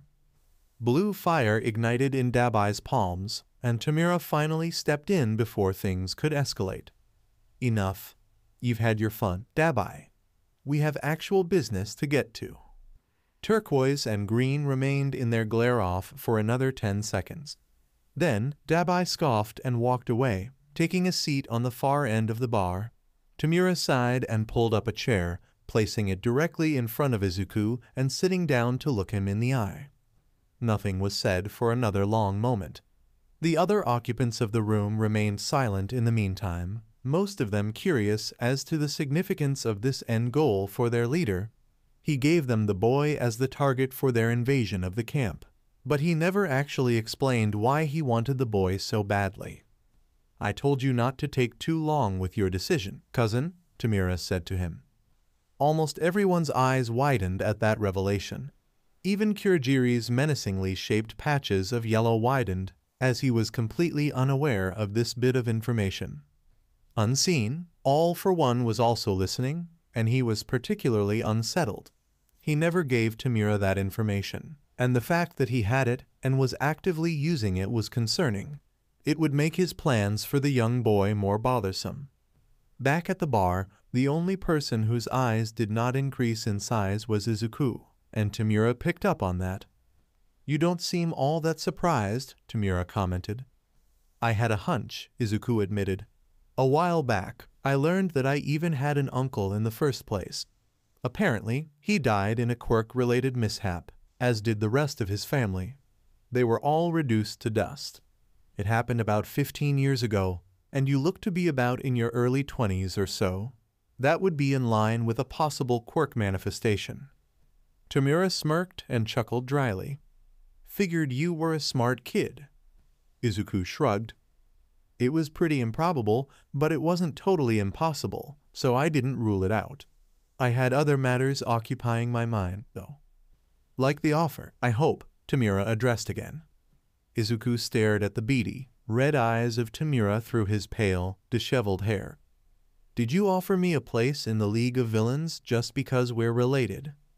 That caused another wave of surprise to overcome the bar's occupants, and a range of reactions resulted therein.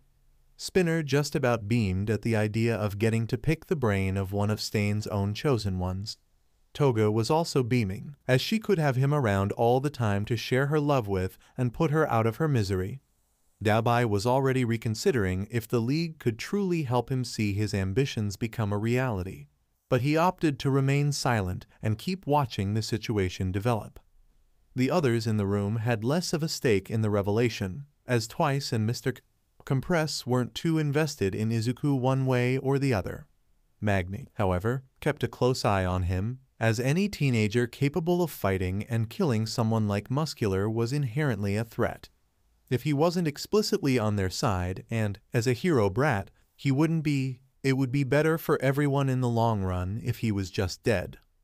While the rest of the League had their own individual thoughts on the situation, Tamura leaned back in his chair and steepled his fingers.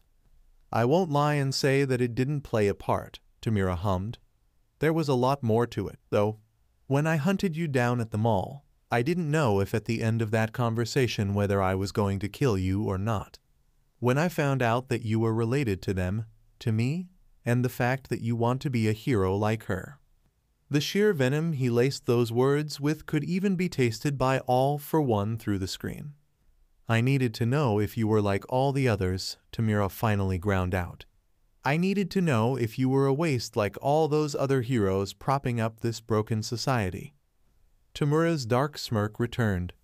And you weren't. You're different. You see the world for what it is rather than what's most comfortable for you to accept, and you actually want to fix it in your own way, just like the rest of us here. That conviction of yours to save those lost in the darkness that have been abandoned by our superhuman society might actually be worth something. It just might be worth preserving. You're serious about this, Izuku said after a lengthy pause, almost asking for final confirmation. As a heart attack, Tamura nodded. And before you say that you want to be a hero, I'll remind you that you don't need to be a hero to help people. You certainly don't need to be a hero to help the people who really need it the most. Hell, you may not even come into contact with those people at all if you're a hero.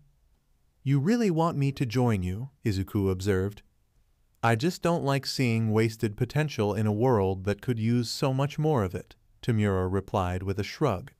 If that means I have to steer my cousin away from heroics, Sumi. Interrupted a somewhat nervous Spinner. He was just as blindsided at the reveal of them being cousins as everyone else, and he didn't really want to intrude on his friend's first meeting with a long-lost family member, but he felt that he had something to contribute with the direction the conversation was going. What is it, Spinner? Tamura asked, mildly annoyed at the interruption of his sales pitch. He's a true hero, one of the only real ones out there. In a world populated by filth masquerading as paragons, he and Endeavor's son were directly acknowledged by Stain. Spinner spoke a little louder now. Dabai's scowl darkened even further at the mention of Endeavor and his bastard of a golden child. What's your point? Tamura asked. Well, wouldn't it be better if he stayed in the hero system and drained the swamp from the inside? Wouldn't that make for a better system if people like him were leading the charge? Spinner proposed. What makes you think draining the swamp would even be feasible without massive systemic change or a complete societal upheaval? It's why we're all here in the first place, Tamura responded. What the hell even makes him a true hero? Dabai spat. He had more than enough of this absurd filleting of the dime a dozen hero brat. He's just a reskin of the same trash we always see, just with more convincing lip service. He spouts that idealistic nonsense about reaching out to the downtrodden and being a source of light for those lost in the darkness. Yet he's not above killing those who bask in the darkness when it's convenient, or does Mr. Compress have to remind you all of the pile of ashes and muscle fibers he found the brat unconscious beside? Mr. Compress shuddered at the reminder of the grisly scene he happened upon moments before a child struck him below the belt. Spinner gritted his teeth, but he couldn't refute the point. "He does raise a valid point," Tamura remarked after turning back to Izuku. "This is the second instance of you killing someone when facing the League. It's a bit incongruent with your mission statement." Of course, Izuku knew the elephant in the room would have to be addressed at some point, and it appeared Dabai would be the most insistent about it. The bastard was really working his last nerve. Whatever. If they wanted an honest answer, they'd get just that. He was just too tired to carefully mince words anymore. "If you're hemming and hawing around asking if I regret killing him, I don't." The frankness of the admission took them all aback. None of them were expecting him to just come right out and say it. "Not very heroic of you," Tamura remarked, though it was difficult to tell if he was even truly bothered by the loss of muscular in the first place. Izuku chuckled, but it was sardonic at best and lacked any mirth. "Yeah, well, I'm not a paragon, Tamura, and I never claimed or wanted to be one. I'm not all might. I'm not a symbol of peace or a harbinger of righteous justice. I just want to help people. A 5-year-old's life was in danger, and I did anything and everything to protect him." He didn't add that he had actually failed to protect Koda and had only reduced muscular to ash after the fact. It didn't matter anymore. "Understandable," Tamura mused. "Still, you have to be aware that not everyone wants to be helped, and not everyone can be saved. Hell, if redemption even truly exists, there are many who are so far beyond it that they are practically in another galaxy. The least I can do is try to understand them." Then, Izuku shrugged. "Cold comfort before killing them off. It shouldn't have to come to that. And yet, here we are." Izuku gritted his teeth, and a lengthy exhale escaped his nostrils. "Indeed, here we are." Tamura sighed. "Well, Stain was at least right about one thing. You're not a fake, even if the reality of our society is already beating you down. Your realism is why you're worth keeping around." Izuku only offered the man a noncommittal grunt in return. "That's enough, Tamura," came a voice from the monitor in the room with them, and Tamura's entire body went rigid. "Our time may be limited. Kurogiri, bring the boy to me." Izuku was confused at the new voice. He wasn't familiar with it, and it didn't sound like it came from any of the 8 people in the room. Wait, weren't there 9 others in the room with him?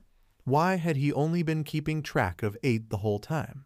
It was then that he finally noticed the figure that had been silently sitting and observing in a rather inconspicuous booth. Green eyes landed on a curtain of red hair and met an assessing pair of violet. Izuku's blood ran cold, and the man sent him a small, eerie smile. The man from the mall was a member of the League the whole time. Not only that, but he was also presumably the one who killed Mr. Abraham and stole Professor Shield's invention. Did this mean that the League was in possession of the device? More importantly, he wasn't the one who spoke. If none of the 9 people in the room were the one who addressed Tamura, then that left only one possibility.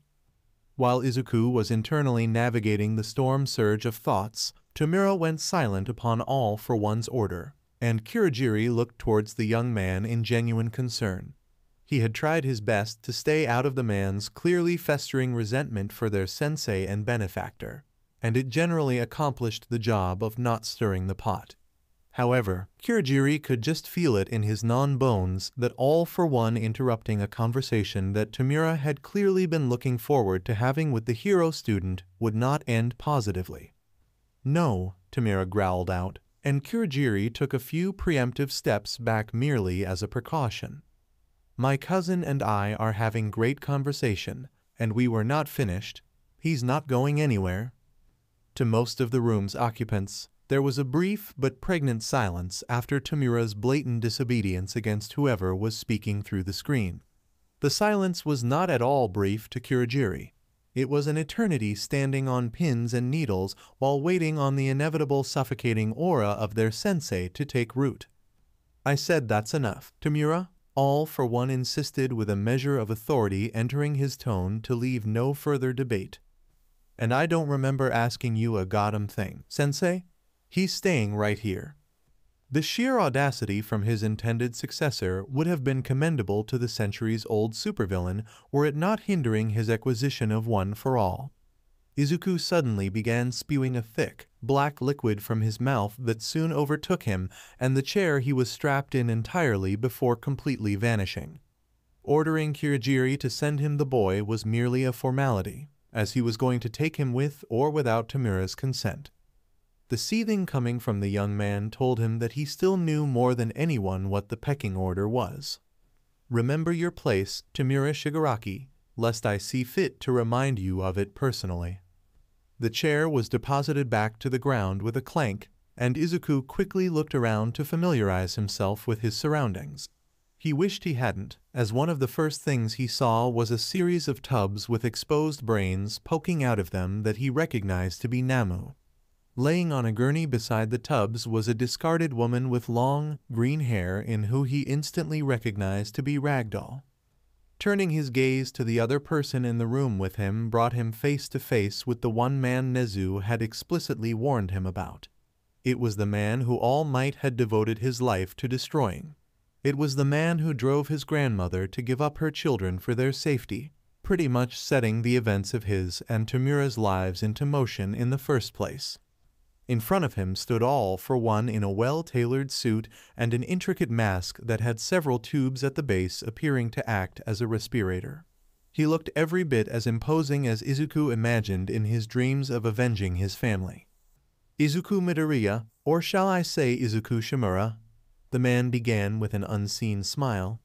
In any event, I've been waiting quite some time to meet you in person, and I'm glad we could finally have this moment together. I can't exactly say the feeling is mutual, Izuku spat. Oh, I imagine it wouldn't be. All Might had undoubtedly informed you of me when he realized his failure.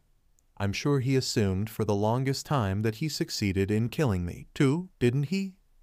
I guess. Why ask me and not him? You're the newest wielder, of course. Why wouldn't he inform you of me? Oh, so that's what this was about. Fucking stellar.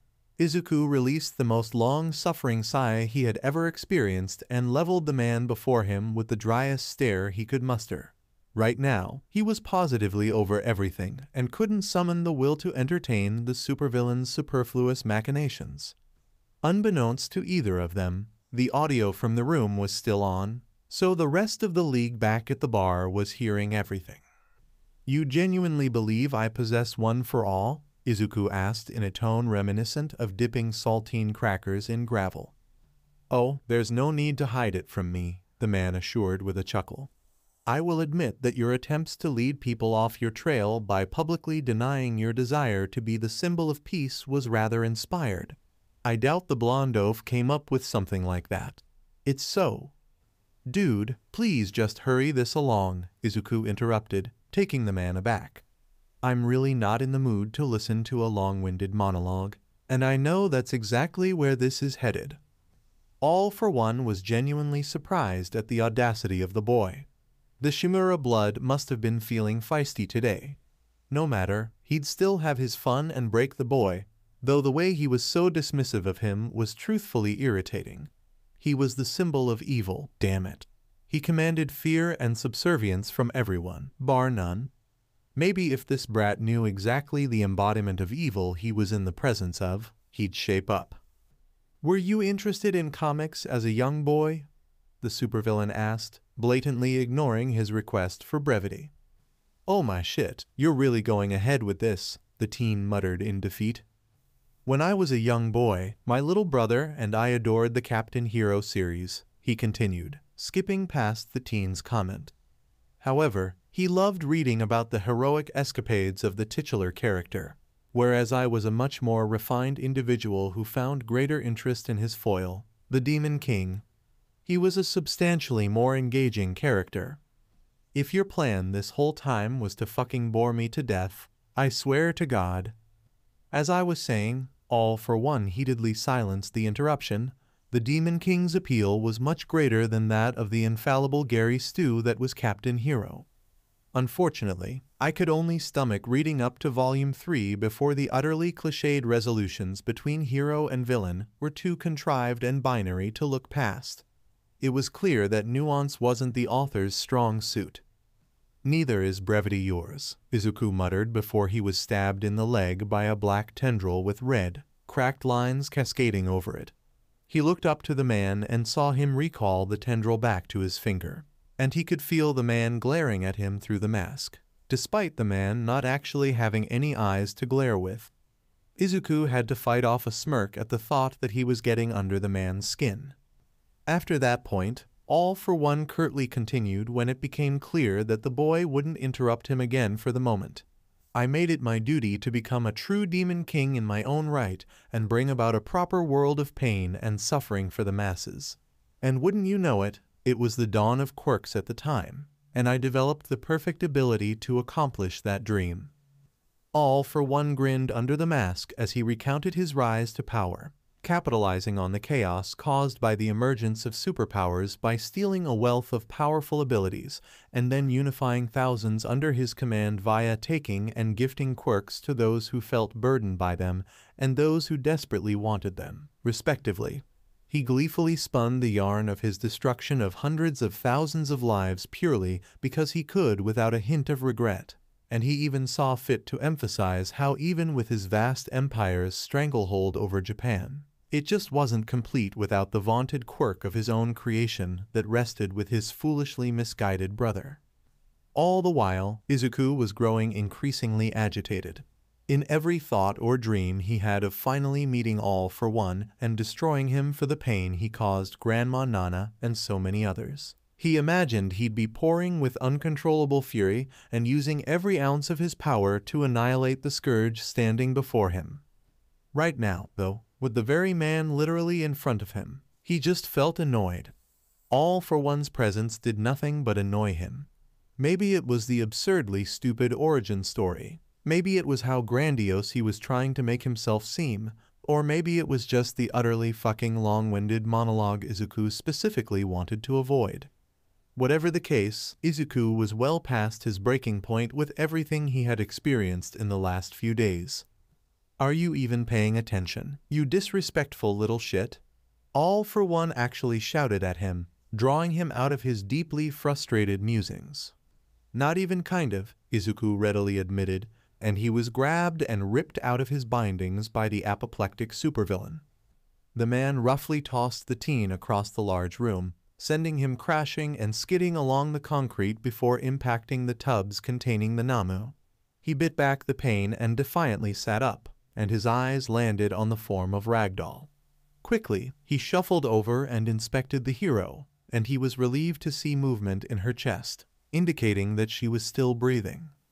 You always were a mouthy miscreant, Yoichi, All for One darkly intoned as he stalked closer to Izuku. The time spent in isolation was for your benefit. It was supposed to fix you. Alas, I suppose your will is almost as strong as mine after all this time. What the hell is he waffling about now? Izuku thought in total confusion before his brain finally broke, and he slumped. No, I'm done with this. I'm well and truly over all of this. This is not worth anyone's time. Excuse me? All for One paused his advance and asked.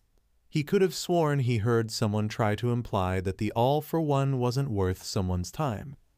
The glare he received from the teen was the picture of pure exhaustion given form. Your whole origin was that you read comics as a kid and empathized with the villain. The teen began in a tone bereft of any real energy. So, in essence, you're just one amongst a sea of people on message boards, I guess. We live in a society. I don't really know what you want me to say to that. Before All for One could even begin to retort, Izuku stood up and pressed on. In fact, the only real difference between you and a shitposter on 2channel is that you actually have the power to make your shitposts a reality. I mean, when they decide to listen to their intrusive thoughts, they just end up dipping their chicken nuggets in warm milk. so I guess you've got them beat in that regard. I am the Gotham symbol of evil, boy. I mean, sure, but what does that really mean in the grand scheme? Izuku swiftly interrupted.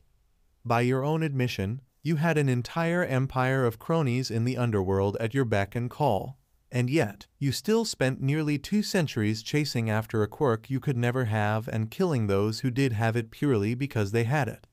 It wouldn't have mattered to you if they actually opposed you or not. They simply had what you couldn't, and that just wouldn't stand. Izuku fixed the man with the most bored glare he had ever received since Yoichi, derisive green eyes and all. Congratulations, you're a generational hater, I guess. That's not particularly world-shattering or even that novel of a motive for a supposed supervillain. Hell, the entire premise of your villainy was literally already done in a comic, down to referring to yourself as a demon lord or whatever the hell it was. All for One felt hypertrophy begin to take form in his right arm in preparation to wring the boy's neck. He would not be talked down to by some upstart child, least of all a descendant of fucking Nana Shimura. What made it even more infuriating was that he could swear the image of Yoichi was being superimposed over the boy. Izuku, however, was not finished. From where I'm standing, you're an old man desperately clinging to times long past, whose most heinous crime he's ever been guilty of is riding without a license. Back at the bar, several jaws were on the floor. The League had been listening the entire time, because All for One had apparently neglected to cut his end of the audio. Shocked did not even begin to cover the collective reaction to Izuku's casual dismissal of and vicious dressing down of the greatest supervillain this side of the planet had ever seen. None were more astonished than Tomura and Kurogiri, who could not fathom the idea of their sensei behaving like a petulant child at points in the conversation, and then being treated like one with complete prejudice. "Ya no." Toga was the one to pick her jaw up from the floor first. "I think Izuku let Dabai off easy." "Very," Twice agreed, and Dabai merely huffed and returned to the drink Kurogiri made him sometime after Izuku was warped away. "How the hell does that kid find pants that fit with balls that big?" Magni asked incredulously, voicing the thoughts of most others in the room. That origin story was so incredibly underwhelming," Spinner muttered, and Tomura silently agreed. Kusari, meanwhile, was eyeing Tomura curiously. It was looking as if there was already dissent between All for One and his chosen puppet for the League of Villains. He idly wondered if that dissent extended any further to the remnants of All for One's empire that hadn't already been toppled by All Might. Either way, a possible civil war just made getting All for One and his influence off the board before the MLA moved much simpler. Izuku and All for One stood in silence after the boy finished.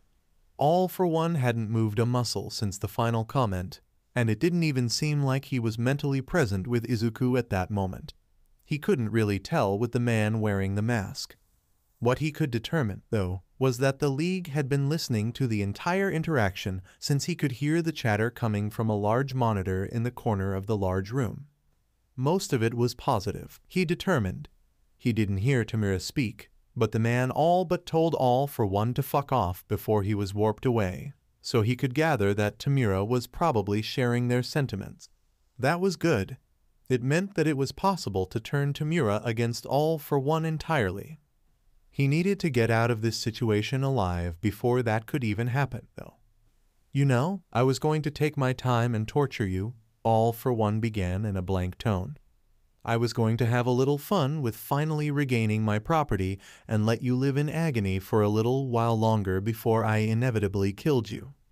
His next words came out with such venom that a golden lance-head snake would be proud. "However, you have sucked all of the fun out of this, you insolent hobknocker. I'm going to break your mind, take my quirk, and kill you just to get you out of my sight."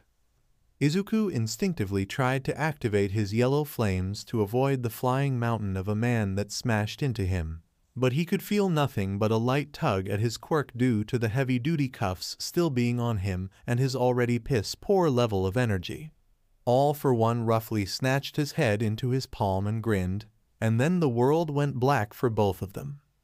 All for One found himself in a peculiar void, one very much unlike the void he had caught glimpses of when attempting to reclaim One for All from the previous users. That void was foggy but generally empty. The void he was in currently had no fog, only small, blue fire spattering the ground around him. The flames didn't burn him upon close investigation. In fact, he felt no warmth at all from them. They were very cold in a way that unsettled him, and he couldn't quite figure out why. How curious. What was even stranger was the lack of One for All in the void. He couldn't sense it at all. On the outside, he chalked it up to the cuffs sufficiently suppressing it within the boy. But that constraint shouldn't apply when he was inside the quirk itself. What in blazes was going on? Nanashi Shigaraki. All for One stilled at the utterance of his given name. Absolutely no one was supposed to have that information. It was literally lost to time. He made quite sure of it. He slowly turned around to see where the smooth, threatening, almost ethereal voice was coming from, and the sight that met him made him feel small in a way that not even Gigantomachia could accomplish. Standing before him was a giant cat emanating an aura that could only be described as concentrated death. The cat's elegant, white robes and red prayer beads immediately clued All for One in on what he was facing, but the absolutely dreadful Cheshire grin beaming below the glowing green and yellow slitted eyes confirmed his hunch. Shinigami, All for One breathed out. Got it in one, they practically purred. I'd say you have no idea how long I've been waiting for this day, but you should know perfectly well given you've been dodging death for all that time. It seems your luck finally ran out. No, no, you will not erase me. All for One shakily shouted in protest while attempting to backpedal, but the sapphire flames were bending to the will of the Shinigami and ignited to such an intensity that they towered over him. Everyone's time comes eventually, Matatabi darkly chuckled, their toothy grin growing even more malicious. When they took a step forward, All for One took one back and fell into the towering blue inferno, and he immediately scrambled out of it in hysterics, having been inundated with millennia of the darkest, most obscure horrors in existence within mere seconds. There's also the little detail of you acting above your station, Matatabi spoke again, their slitted pupils narrowing even further as they hungrily gazed upon All for One. Quirks are intrinsically tied to one's soul, so stealing a quirk is tantamount to stealing a soul fragment. Matatabi could feel the man coming to the realization he was guided to, and if their grin could grow even more threatening, it did. One of their two, flowing tails raised, revealing a massive tanto wrapped within. You've amassed quite the collection of quirks in your day, but no one collects souls except for me.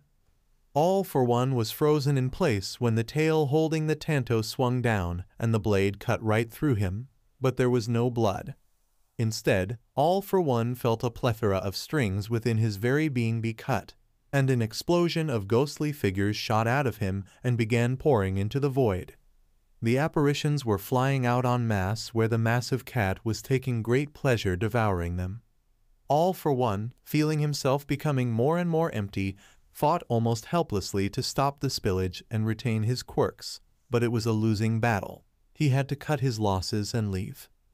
However, that was proving to be very difficult.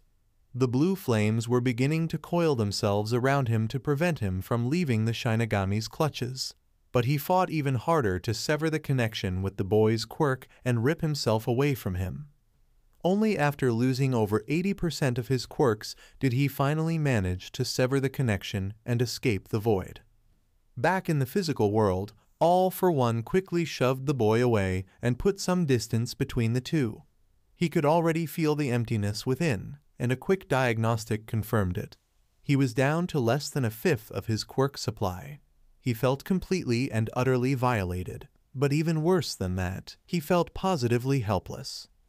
For the last 200 years, All for One could have accurately claimed that he had never known true fear.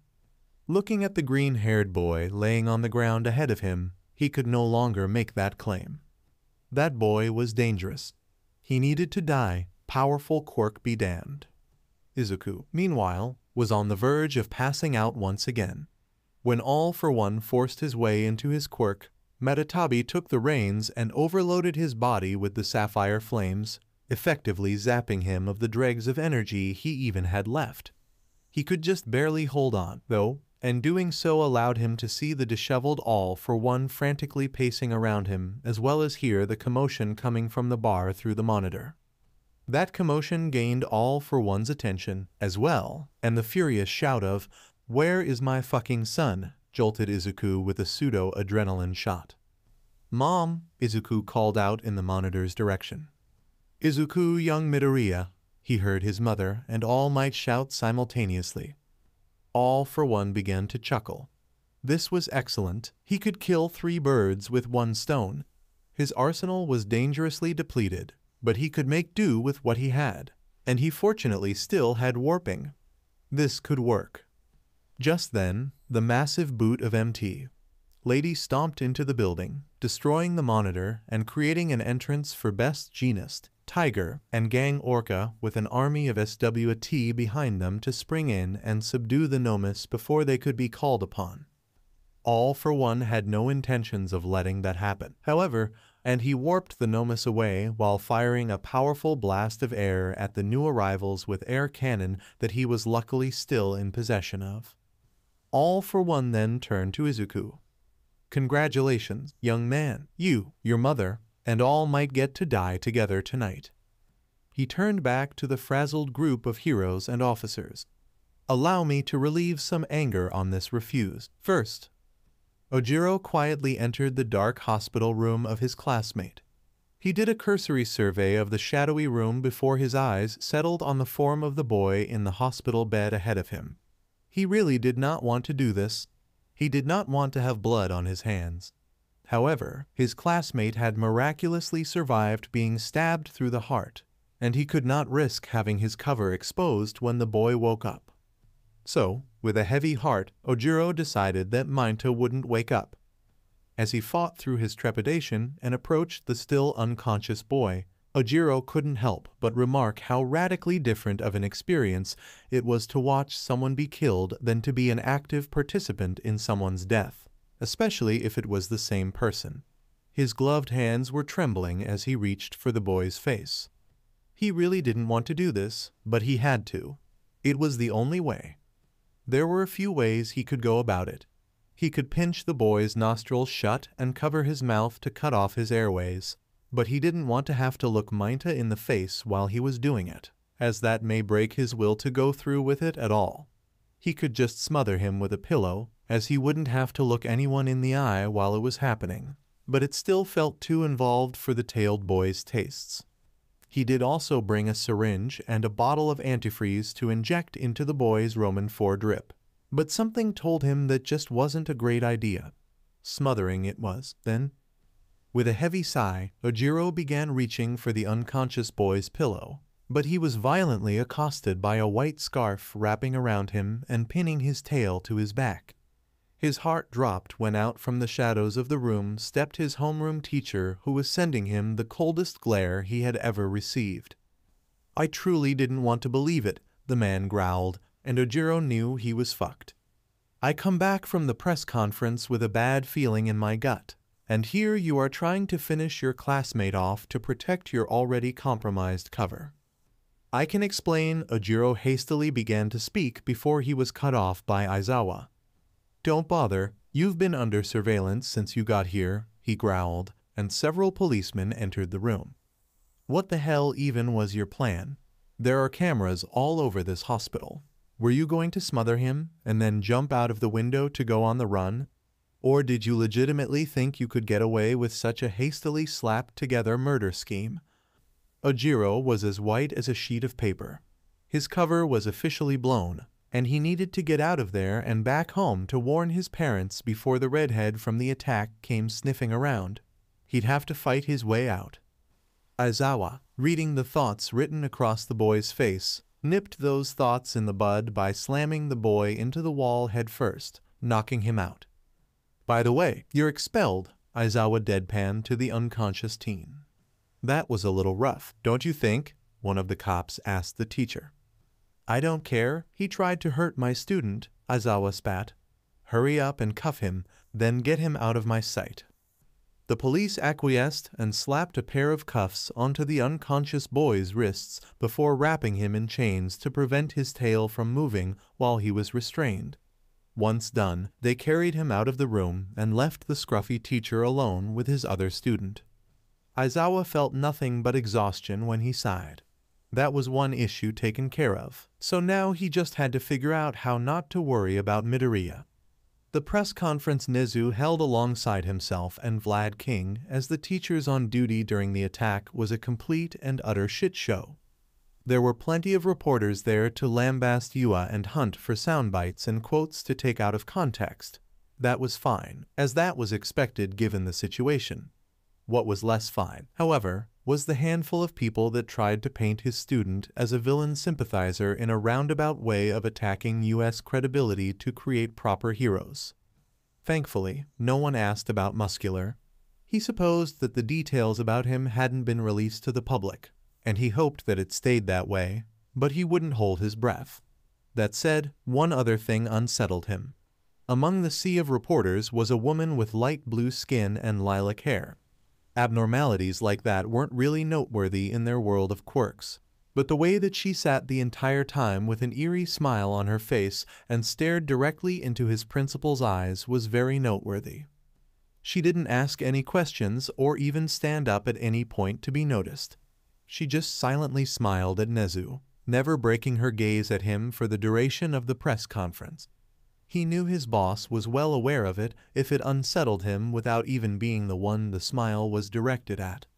He recognized the woman as the same reporter that interviewed Midoriya the day of the break-in, so the fact that she had nothing to say was way too odd for Aizawa to overlook.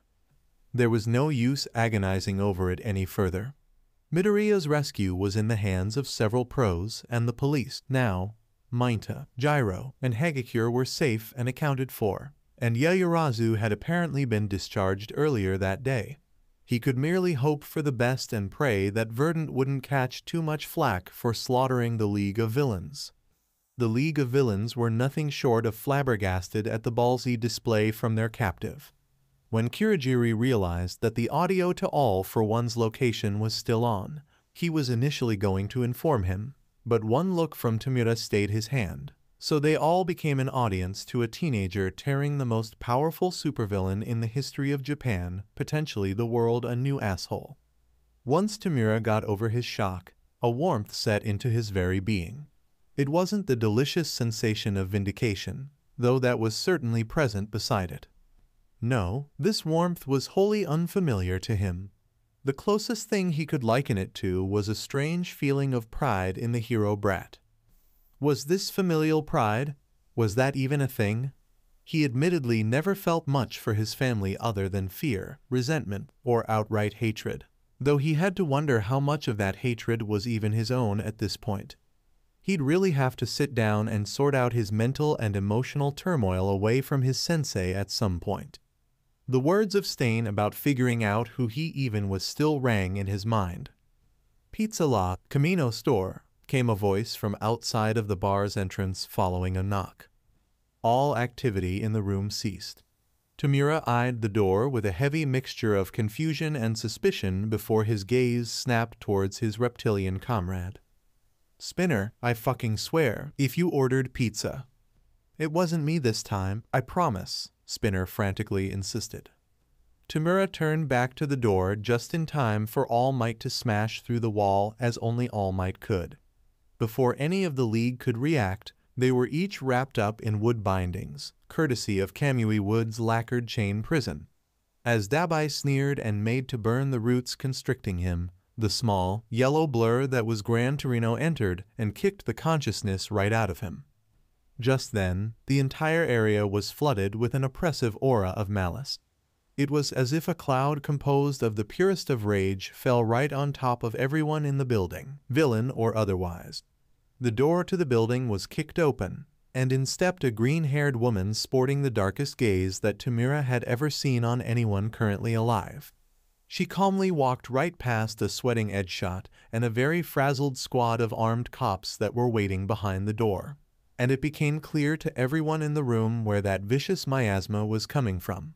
The sheer aura of violence that she was emanating was greater than even Stain's, and when those venomous chips of jade set their sights onto Tamura, he was launched back to a time in his life that he desperately wanted to forget. Her unholy stare dissected him for everything he was worth, and the unmatched feeling of danger wafting about her dam near made him retreat into a fetal position to get away from his father. Not even in All Might's presence did he feel like such a child, and he was fucking All Might. Speaking of All Might, he was both impressed and absolutely terrified at the display, and the embers of One for All seemed to be in agreement.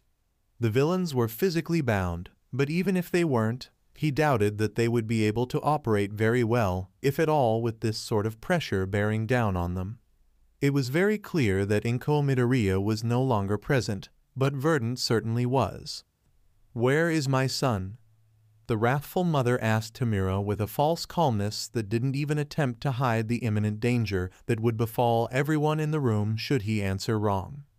Unfortunately, Magni opted to try for a wrong answer. "I see where the kid gets his mean streak from."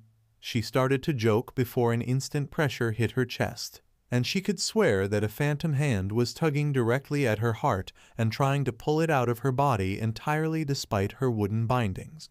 She looked up to see Verdant with her palm extended to her and her fingers curling as if to grab something from the air.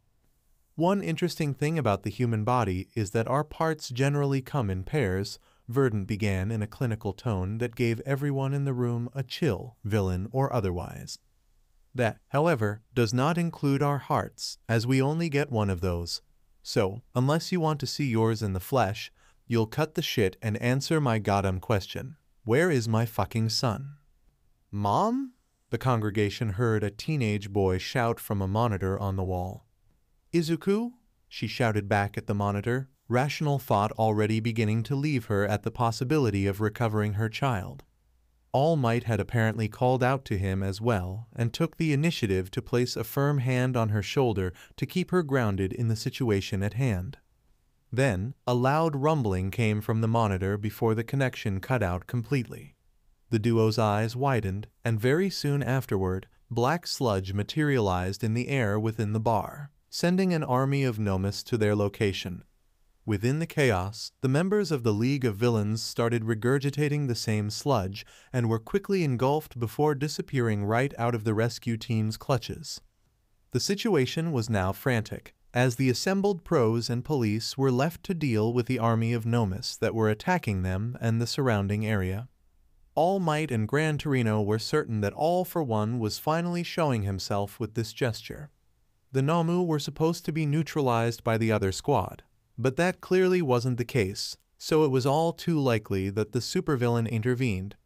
All Might needed to get there, and he needed to get there ASAP. Verdant, meanwhile, was nothing short of livid. She was under no illusions that her son wasn't in the clutches of the quirk thief if the League themselves weren't in possession of him.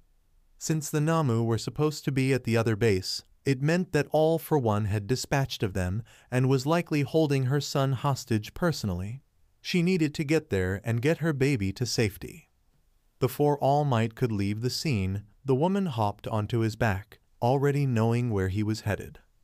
"Verdant?" he asked incredulously. "Let's go. We don't have time to waste," she responded. When he hesitated, she leveled a murderous scowl at him. "My baby boy is in danger, and if I have to tear All for One apart by his atoms to rescue him, then not even you are going to fucking stop me, All Might." All Might, against his better judgment, nodded and vacated the scene. Under any other circumstance, he would have refused, as he couldn't guarantee her safety in a battle against his greatest nemesis. However, he trusted her ability to take care of herself as much as he trusted Torino's, and she could easily get young Midoriya out of harm's way and leave. It had nothing to do with the fact that her wrath reminded him way too much of being scolded by his late sensei. That had absolutely nothing to do with it at all, and if anyone said otherwise, he'd deny it. All for One was nettled. The consequences of that infernal brat's quirk robbing him of a significant portion of his power were greater than he had initially anticipated. It shouldn't have taken more than a few seconds to dispose of the filth before him if he chose not to indulge in a monologue, but it was going on 1 minute and 15 seconds, and Best Jeanist was still standing, albeit with a lot of difficulty. It was infuriating having to strain much harder to free himself of the man's thread bindings and having to aim his blasts with air cannon much more precisely because they just didn't have the destructive power they once did. Kinetic booster was gone. Strength enhancer was gone. Impact recoil was gone. Multiplier, hypertrophy, spear-like bones, and hard flame fan were all gone as well. He was lucky to retain spring-like limbs to pair with air cannon so that he could retain even a fraction of the offensive potency he once held with his air blasts. But this predicament was quickly becoming the bane of his existence. Izuku Midoriya wouldn't just die. All for One would strangle the life out of his mother, while the boy was helpless to do anything but watch. And then he'd dismember the boy in front of All Might before beating the blonde buffoon to death with the boy's limbs. It was the least he could do for the little hellion stealing his property like a degenerate. When All for One finally managed to puncture a hole through the man's abdomen shortly after he rescued the other incapacitated heroes from harm's way, he noticed the object of his hatred scurrying out of the hole with Ragdoll in his grasp. A black tendril shot out of the man's finger and stabbed the fleeing teen in the back of the leg, cutting his adrenaline-fueled escape attempt short. Izuku quickly tossed Ragdoll away from the building, as well as he could given his restraints toward the groaning tiger just ahead of him, and she landed on her teammate with a thud that knocked the wind out of him even further. "And just where in the hell do you think you're going, you downtrodden wretch?" The symbol of evil growled as he dragged the cuffed teen back to his side with rivet stab. "You don't get to escape your fate so easily. Your death will be no less horrific than your grandmother's, I shall guarantee it." "What is your fixation with her, you fucking weirdo?" Izuku hissed, but he only received another stab in response, this time to his other leg. Immediately afterward, several globs of black sludge materialized in the air around them, and the League of Villains was deposited onto the ground with them. Tamura shook the cobwebs out of his head before glaring venomously at All for One. The glare, much like most things from Tamura, went ignored. "Tamura, you have failed again," All for One began, and Tamura felt himself begin to burn white-hot internally. "But that is okay, as you're still learning.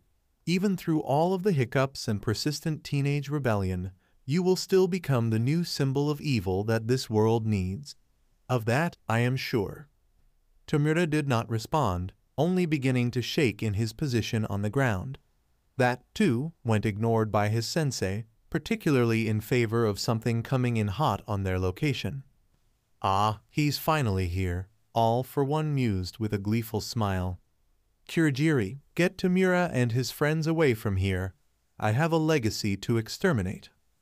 Kurogiri hesitantly nodded and opened a warp gate, but Tamura did not move.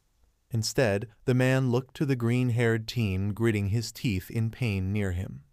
"No, leave him here, Tamura," All for One immediately chastised. "He dies with All Might tonight." Before Tamura could even think of rebutting, All Might appeared on scene and leveled a monstrous punch onto All for One. All for One caught the punch, or, more accurately, he attempted to catch the punch, but he could neither match nor negate the force of the attack and was sent smashing through several buildings. "It's time to end this, All for One," All Might mightily declared. "Once and for all." The swift response was an equally monstrous blast of air directed back at All Might that completely leveled the surrounding area. The blast knocked away not only the League of Villains, the downed heroes, and Izuku, but it crumbled the warehouse and exposed a frantic collection of teenagers before they were blanketed in rubble. That was admittedly an odd sight for the man, but he immediately brushed it off for more important matters. All for One was now very nettled. The loss of impact recoil was already being felt, as that punch practically tore through his left arm and reduced it to a fine mist. He thanked his lucky stars that the putrid feline wasn't able to steal super regeneration from him. He could at least regrow the arm, though it would regrettably be sleeveless. It was all inconsequential, anyway.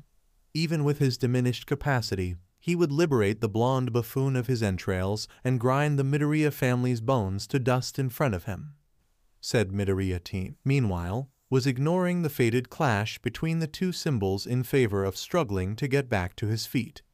That burst of adrenaline he gained from hearing his mother's voice had run out, and he was back to fighting off unconsciousness with every fiber of his being. It took all of the willpower he could scrape from the deepest pits of his soul to finally make it to his feet, and what greeted him was the hazy sight of the league surrounding him. More specifically, Spinner and the two masked men from the bar were approaching him, and he could just barely make out whatever they were saying to each other. "Are you sure this is a good idea? I am 100% behind you. I don't care what the big boss wants. Tamura is my friend, and he wants Midoriya alive. I'm loyal to Tamura and Stain, not some weirdo in a suit. I sincerely hope this doesn't backfire." Mr. Compress was interrupted when a green blur burst onto the scene and slammed their boot into his face, knocking him away from Izuku and stopping the other two in their tracks before landing protectively in front of Izuku. That green blur was none other than an incensed Verdant. "Take one step closer to my son, and I will end you," she hissed to the startled villains, projecting an even more violent aura than she had at the bar that got the attention of the remaining members of the league. Spinner and Twice were momentarily rooted in place before the snarling parent, but Magni was not, and she figured that it was as good a time as any to delete the hero brat before he became a real problem in the future. Taking the opportunity to blitz the teen while his mother's back was turned, she hoisted her giant magnet above her head to bash the teen in the skull and paint the concrete with his brain matter. One thing Verdant was not lacking in, however, was situational awareness. She heard the rough scuffle of Magni's approach and immediately spun around, pushing Izuku out of the way while she intercepted the attack with a stiff kick to Magni's head that dazed her long enough for a boot to her chest to plant her back to the ground. Verdant then dropped to the ground herself to duck the swipe from Spinner's sword and swept his legs out from under him in a single motion, sending him to the ground in a heap only for the woman to flip the attacking Twice right onto him. She popped back up to her feet right in time to narrowly dodge a spike-tipped chain that struck at her like a pit viper.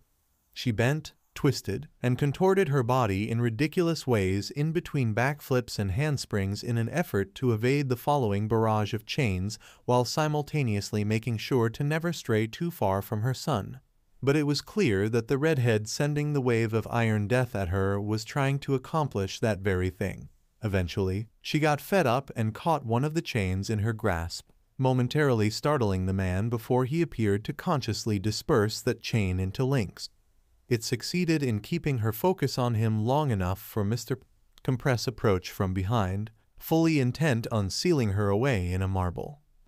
However, Mr. Compress was not anticipating a wall of ice to slam into him, harshly batting him away just as an all too familiar, screaming ash blonde flew into view and unleashed hell upon Kusari with a glorious explosion. "Katsuki?" Verdant incredulously shouted. "Don't worry about Izuku, we got him," Bakugo responded before he blasted out of the way of another barrage of chains that would have skewered him. "Kick these extras' asses, Auntie." She couldn't help the wicked grin that came over her as Bakugo sent another explosion at Kusari for good measure before leaving her to it. As if the earlier magnificent explosion was the signal, the cavalry arrived in full force. Izuku watched as a flock of birds flew in from who knows where to harass the recovering Mr. Compress. Meanwhile, he faintly noticed a powerful electric shock and meters of tape in his periphery, where Spinner and Twice were situated.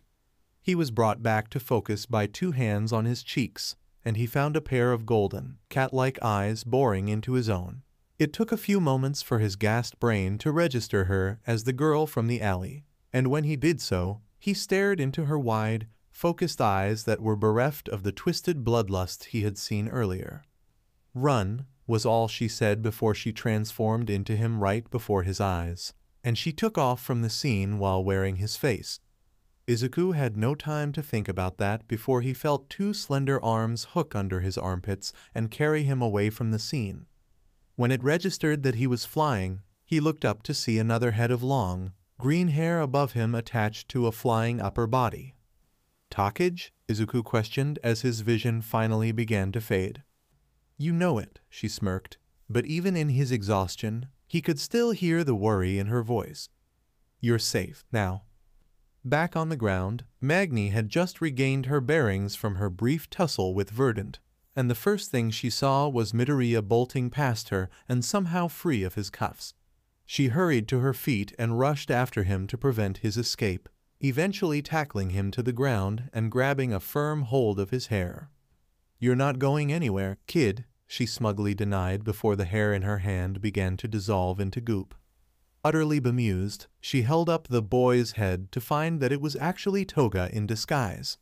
Before she could react, a barrage of enlarged grains of sand crashed into her and sent her tumbling away from the detransformed girl. She growled and got back up to wring the girl's neck for screwing around as well as the neck of whoever attacked her. Unfortunately for her, twin shouts of "Release" echoed from a distance away, and Magni found herself slamming headfirst into an 18-wheeler that practically spawned from thin air and fell from the sky right in her path, allowing consciousness to forsake her. Ochako and Yui were both pleasantly surprised that their impromptu combo move worked out so well. Toga, meanwhile, seized the moment and ran away as fast as she could. Ochako looked to the retreating blonde and immediately thought back to the cry for help she saw in the girl's eyes in the forest. But when she called out for her to wait, Toga was already long gone. Before she could dwell on it any further, Tsu landed beside them with Takage's floating lower body in tow. "We got him, Ribbit. It's time to go," Tsu informed the duo as her tongue wrapped around Ochako's waist while Takage's legs sat on Yui's shoulders, and the group quickly departed. They were followed by a massive dark shadow carrying Tokoyami and the injured pro-heroes on their back with Bakugo blasting off behind them to guard against any potential villain attacks. Tamura watched the entire fracas play out from his spot on the ground where All for One had left him, not moving an inch or saying a word all the while. The white-hot rage that was coursing through his veins was begging to be unleashed, and the horrible itching began to creep back up on him for the first time since he unlocked his memories. However, it wasn't directed at any of the hero brats that came for his cousin, or even at the sister of the man he hated more than life itself. A loud crash brought his attention to the space behind him, and he watched as All for One was sent careening through another set of buildings by the symbol of peace. Only this time his suit was in much worse shape than it was when the League had arrived. His red eyes narrowed, and he turned to the misty villain beside him who still had a warp gate open. He eyed the man for a considerable amount of time as All for One got back up and shouted more taunts at All Might just to receive another Texas smash in the background. Kurogiri's bright, yellow eyes gazed back at him in their silent stare-off amidst the continued sounds of All for One getting smacked around by his archenemy. "Where do you stand, Kurogiri?" he finally asked his longtime companion.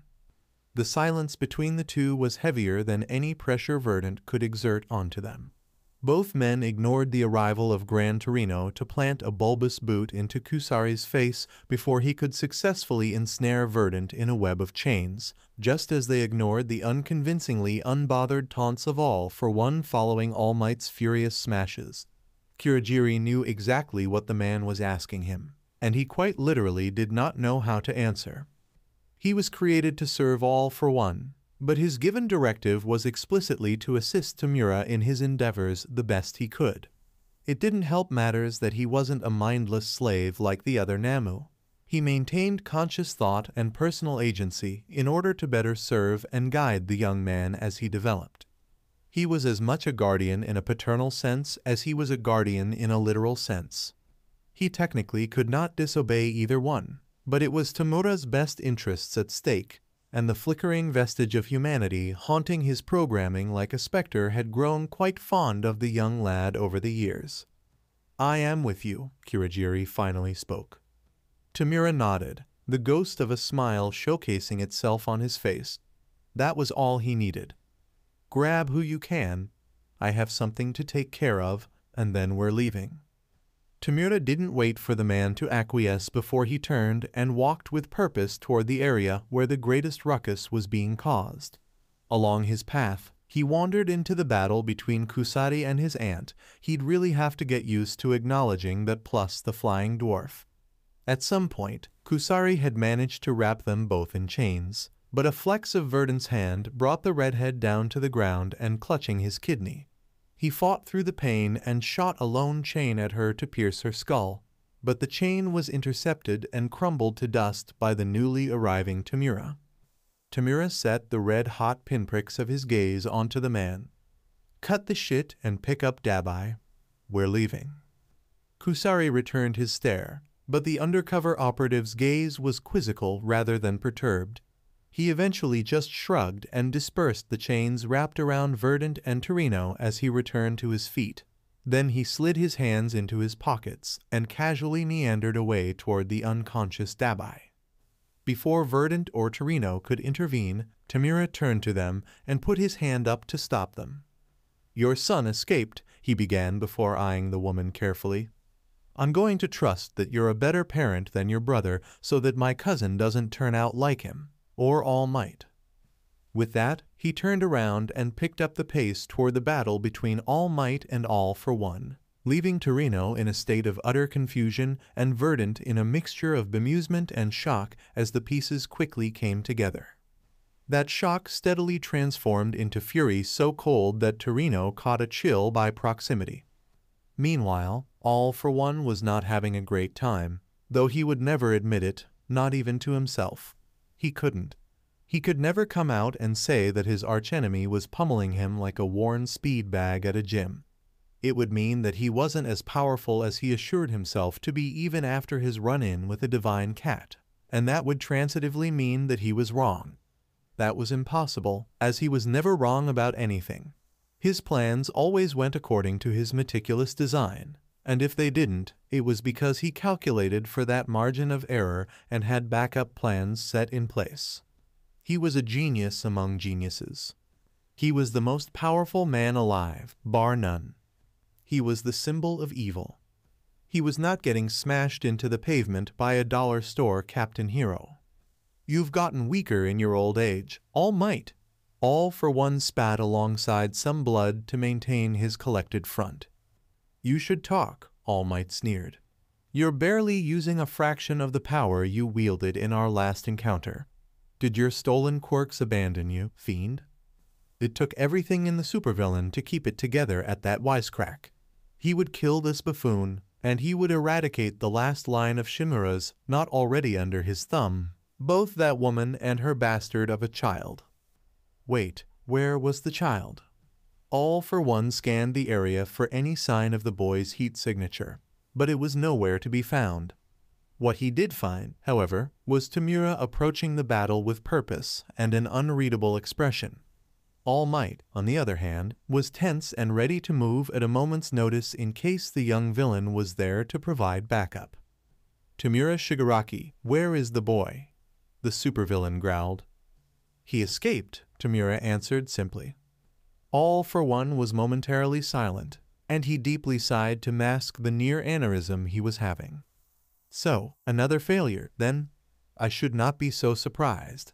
You still are not ready." "Yeah, about that." Tamura began before closing the distance between himself and All for One in the blink of an eye and slamming his hand on the man's chest, while he was too taken aback at the sudden treachery to react in time. He quickly used super regeneration to combat the presumed slow decay, but he didn't account for Tamura's decay to be exponentially faster than it should have been. He was left pushing super regeneration into maximum overdrive just to keep his entire midsection from crumbling in seconds should his focus lapse for even a moment. "What have you done, Tamura Shigaraki?" All for One desperately shouted in a mixture of alarm and betrayal. "Tamura Shigaraki doesn't exist," he coldly responded with enough venom to kill 50 men. "He's as dead as Tenko Shimura, as dead as you are." All Might froze at the mention of the Shimura name, and that's when Verdant and Gran Torino joined the fray. No, no, no. All for one began almost pleadingly before his tone immediately soured. You filthy, ungrateful wretch. I plucked you off the street when you had nothing, and no one would dare sully themselves with you.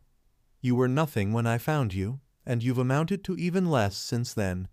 You were supposed to carry the legacy of evil. You just wanted to make me into another you, Tamura scoffed, and his dismissiveness set the supervillain off once more. I'm nobody's damn vanity project. I am whoever the hell I want to be, and I'll do whatever the hell I want to do. You can do it in hell with your grandmother, your aunt, and your botched abortion of a cousin, the supervillain snarled before readying whatever quirks he could cobble together to kill his wayward vessel. However, Tamura merely turned around and leisurely strolled away from him, as if he was a negligible threat of equally negligible importance. He walked away as if all for one, the all for one, was nothing to him anymore. Such impetuous disregard could only be met with impetuous retaliation, and the man roared in fury through his mask before moving to attack the treacherous whelp. However, a hard punch to what was left of his face sent him rocketing backward. The impact felt like a toned-down punch from All Might, but the fist wasn't nearly as meaty. He peered up to view the culprit, and before him stood Verdant, her fury wafting off of her and bearing down on the area like a thick smog. If he didn't know any better, he'd remark that Nana Shimura was back in front of him, eyes blazing and one for all poised to annihilate him. It was truly a pity that this would end the same way it had back then. It's true, isn't it? She hissed to the recovering villain. That boy is Kotaro's child, isn't he? All for one couldn't help but give them a sinister grin, though it went unseen due to the mask. In response, Verdant practically flickered in front of him and punched him right in his chest where he was actively combating the decay. And it not only rocketed him away once more, it also allowed the decay to spread even further throughout his upper body, forcing him to strain even harder to literally keep himself together. Tamura took that moment to step into the warp gate that opened up beside him and vacated the area, leaving all for one to his fate. I want to hear you say it, she hollered, a faint, green glow radiating from her form. Your anger is misplaced, all for one practically chortled. Kotaro was the one who abused his child into psychopathy. I was merely there to reap the spoils. All for one paused and hummed while the collective rage of the three heroes grew even further. With that said, I suppose I can grant you that he would never have been in a situation to create that monster had I not killed his father and forced his mother to give him up in order to protect him from me. Maybe the old adage from before the dawn of quirks is true that the real culprit of generational trauma is the friends we made along the W. This time, he was interrupted by 3 different fists clobbering him, one from All Might to the face, one from Verdant to the sternum, and one from Gran Torino to his abdomen. The triple impact slammed him to the ground and practically cratered him under the force of their combined attack. As All for One lay beaten and nearly crumbling at the feet of his nemesis, the breadth of his defeat finally began to sink in. He watched as All Might readied a final United States of Smash to finish the facial reconstructive surgery that he began half a decade prior, and in that moment with Verdant and Gran Torino glaring daggers at him on either side, he knew that his goose was cooked. There was no way for him to survive this encounter. Well, not in his current vessel, anyway. I leave Plan B to you, Garaki, was one of his final thoughts as All Might's fist followed its trajectory to his face. Plan B would work. He would be back in a new vessel and regain his lost collection.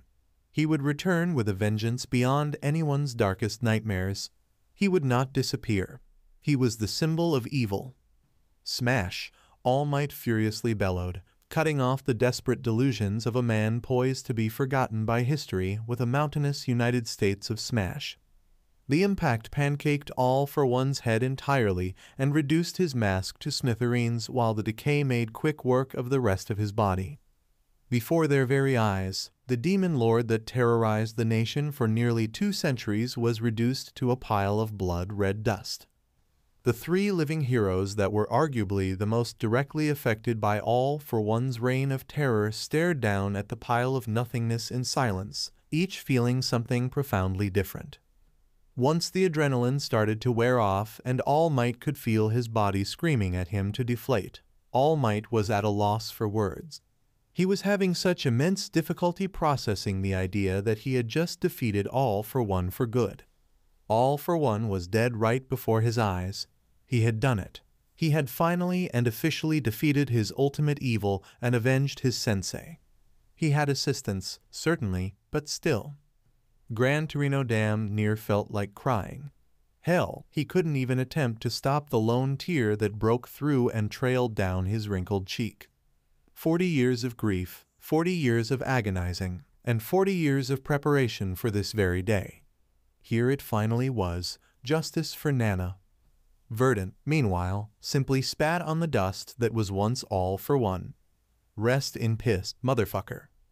That shattered whatever atmosphere was developing like an errant baseball through a window, and Torino couldn't help but fall into a fit of tearful laughter.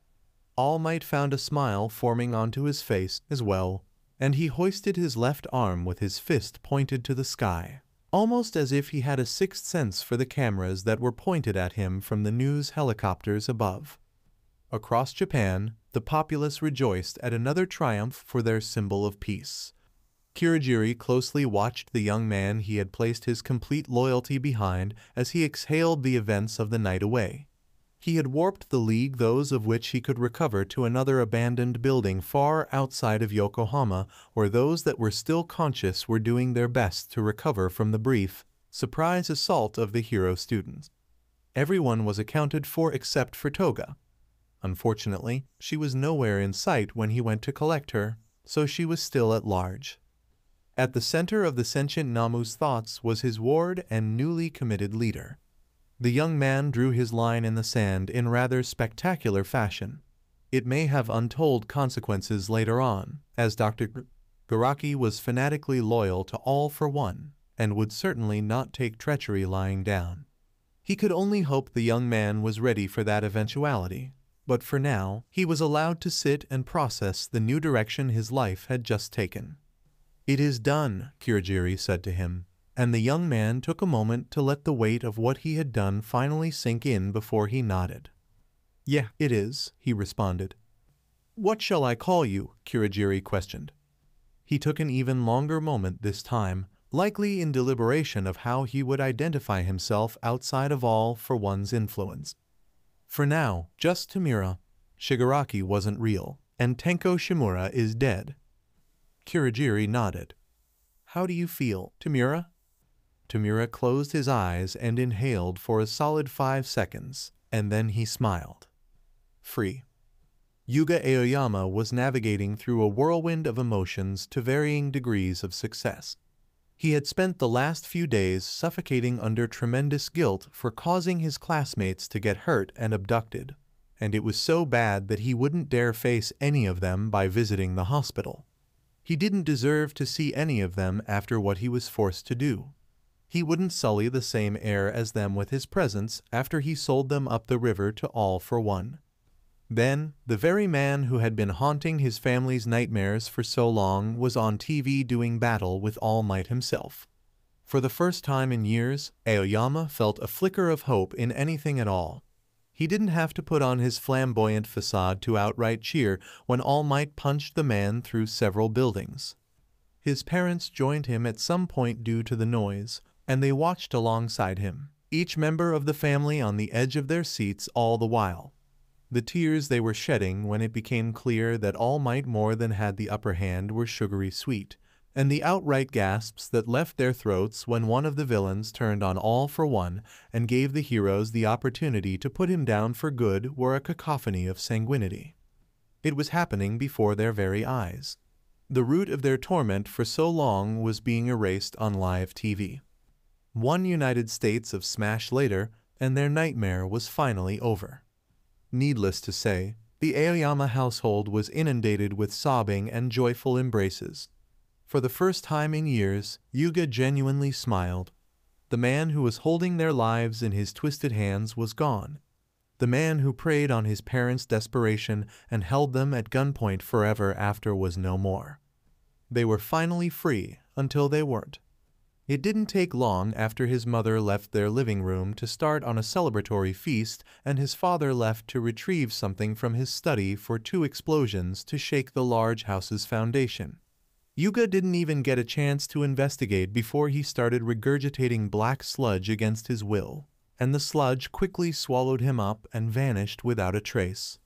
Izuku awoke in a void once more. However, he was back on solid ground this time as opposed to floating in space. The blue flames surrounding him merely served to flood him with irritation.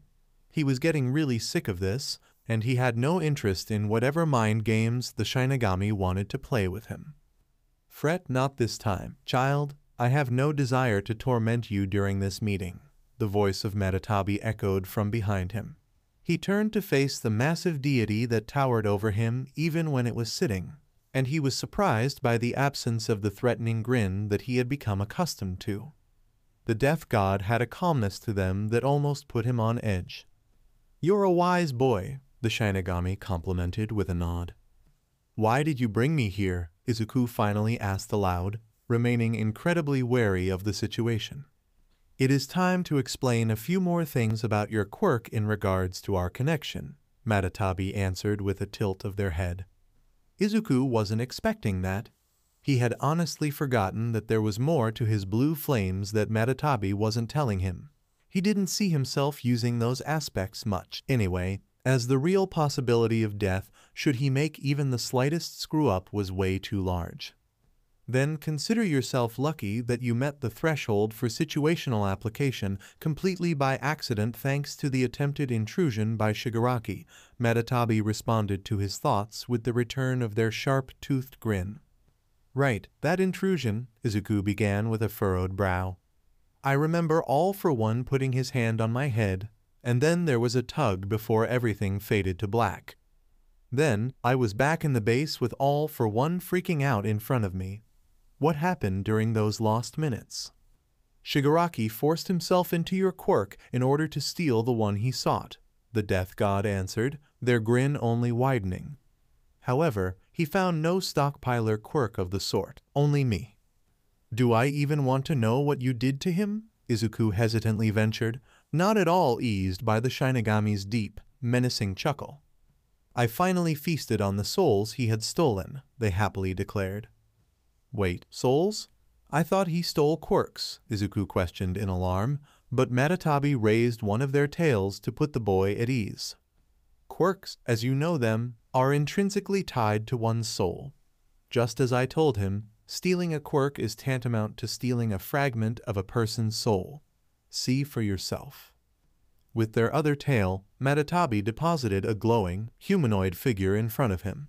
It was a woman, and her form was light green and largely wispy, as if she was a projection or simply a construct rather than a fully realized person.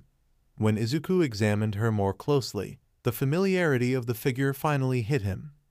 Is this Ragdoll?" Izuku questioned in greater alarm than before. "It appears Shigaraki made off with Shiratoko's quirk," Metatabi hummed. "She is not dead, so I cannot preemptively feast on her soul, even if only a fragment.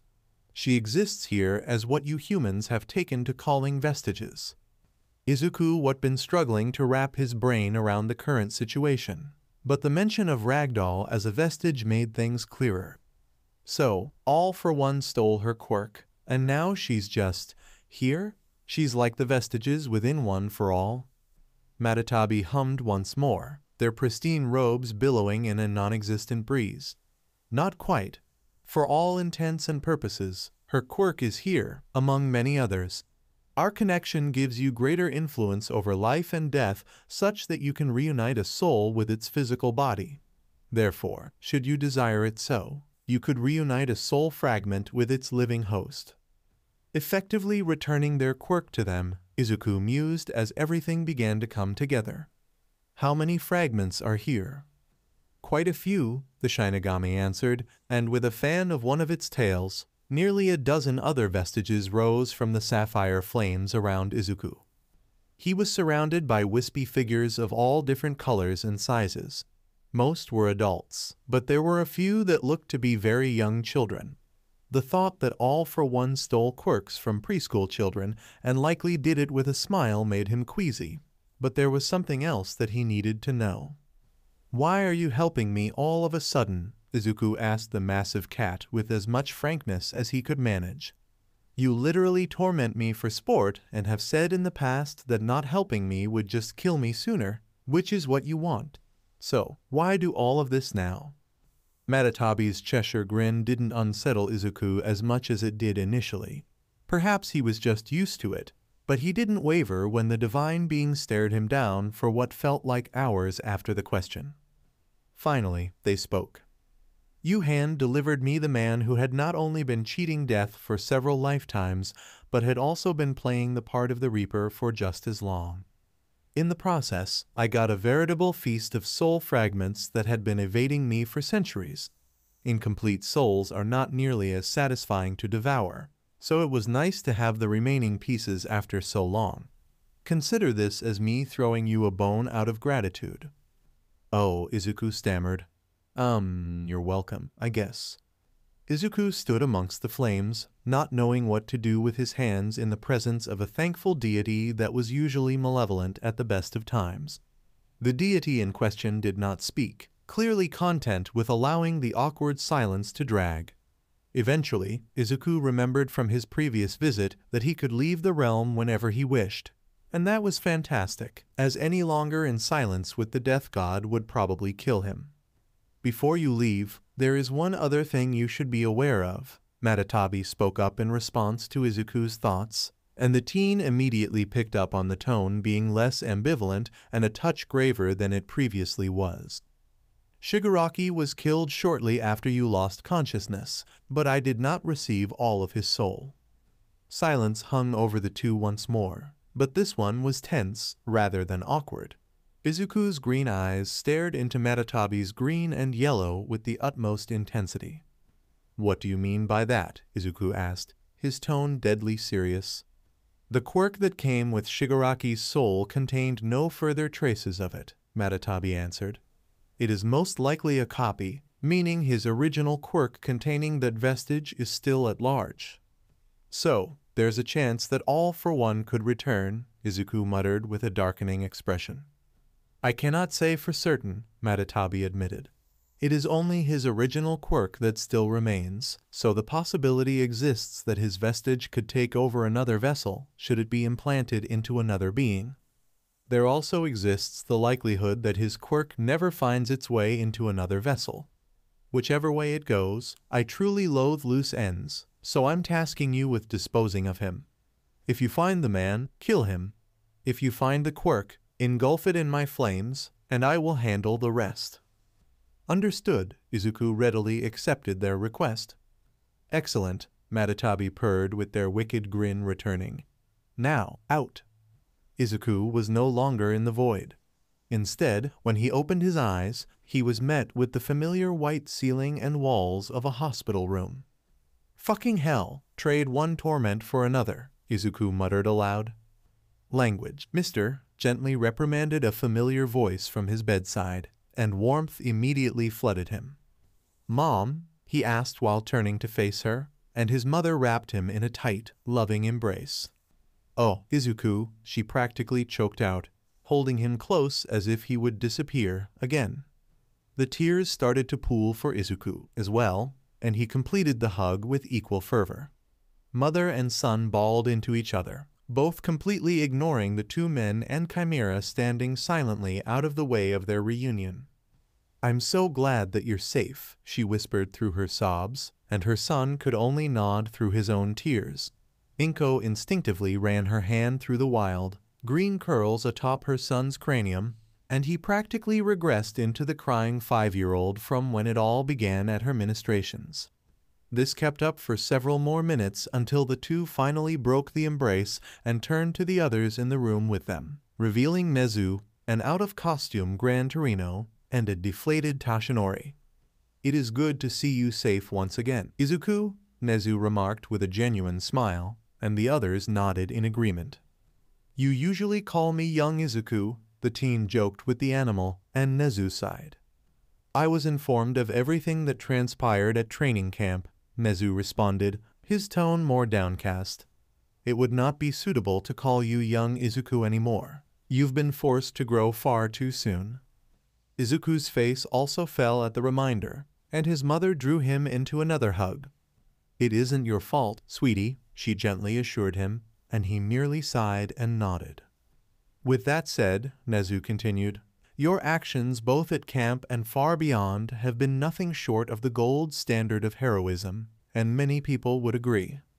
He motioned a paw to the other side of Izuku's bed, and Izuku was met with a bedside table drowning in cards, well wishes, and even a plate of fruit with a bouquet of flowers from the cats. Izuku blue-screened at the sheer quantity of it all, much to the amusement of the adults. Your classmates were worried about you, whippersnapper, Torino spoke up with a smirk. I probably don't have to remind you that they mounted a vigilante expedition just to rescue you. As dumb as it may have been, it was at least successful. Izuku nodded dumbly. He vaguely remembered being carried away from the League of Villains by Takage before he blacked out. He'd have to sit down and analyze the event later once the fog in his brain had cleared. Still, though, Izuku began while gazing at the table, lingering in the flowers with the cats in mind. That's quite a lot. If you think that's enough, your mother had to pry young Uraraka away from your bedside and force her to eat, Toshinori chuckled. She couldn't force her to leave, though she's still asleep out in the hallway. Izuku was already overwhelmed with the love he was receiving, and that bit of information merely piled on. He internally made a promise to himself to take the scarf she got him for his birthday everywhere he went. Right as the four adults had exited the room, Ochako bounded inside and attached herself to him for a solid 15 minutes. After assuring her that he was okay and didn't need another ankle monitor installed, the two dug into the plate of fruit he got and chatted about anything and everything as if nothing had happened. They sorted through the cards he got, and they were unsurprisingly from most of his classmates. He wasn't surprised to see a few from Yui and Takage either, but the card from Melissa's shield perplexed him beyond comprehension. How the hell did she learn about the event and get a card to Japan from my island so quickly? Beyond even that, his gaze kept periodically flickering to the bouquet of flowers on the table from the cats. The idea of a vestige of ragdoll among others existing within his quirk made him feel icky.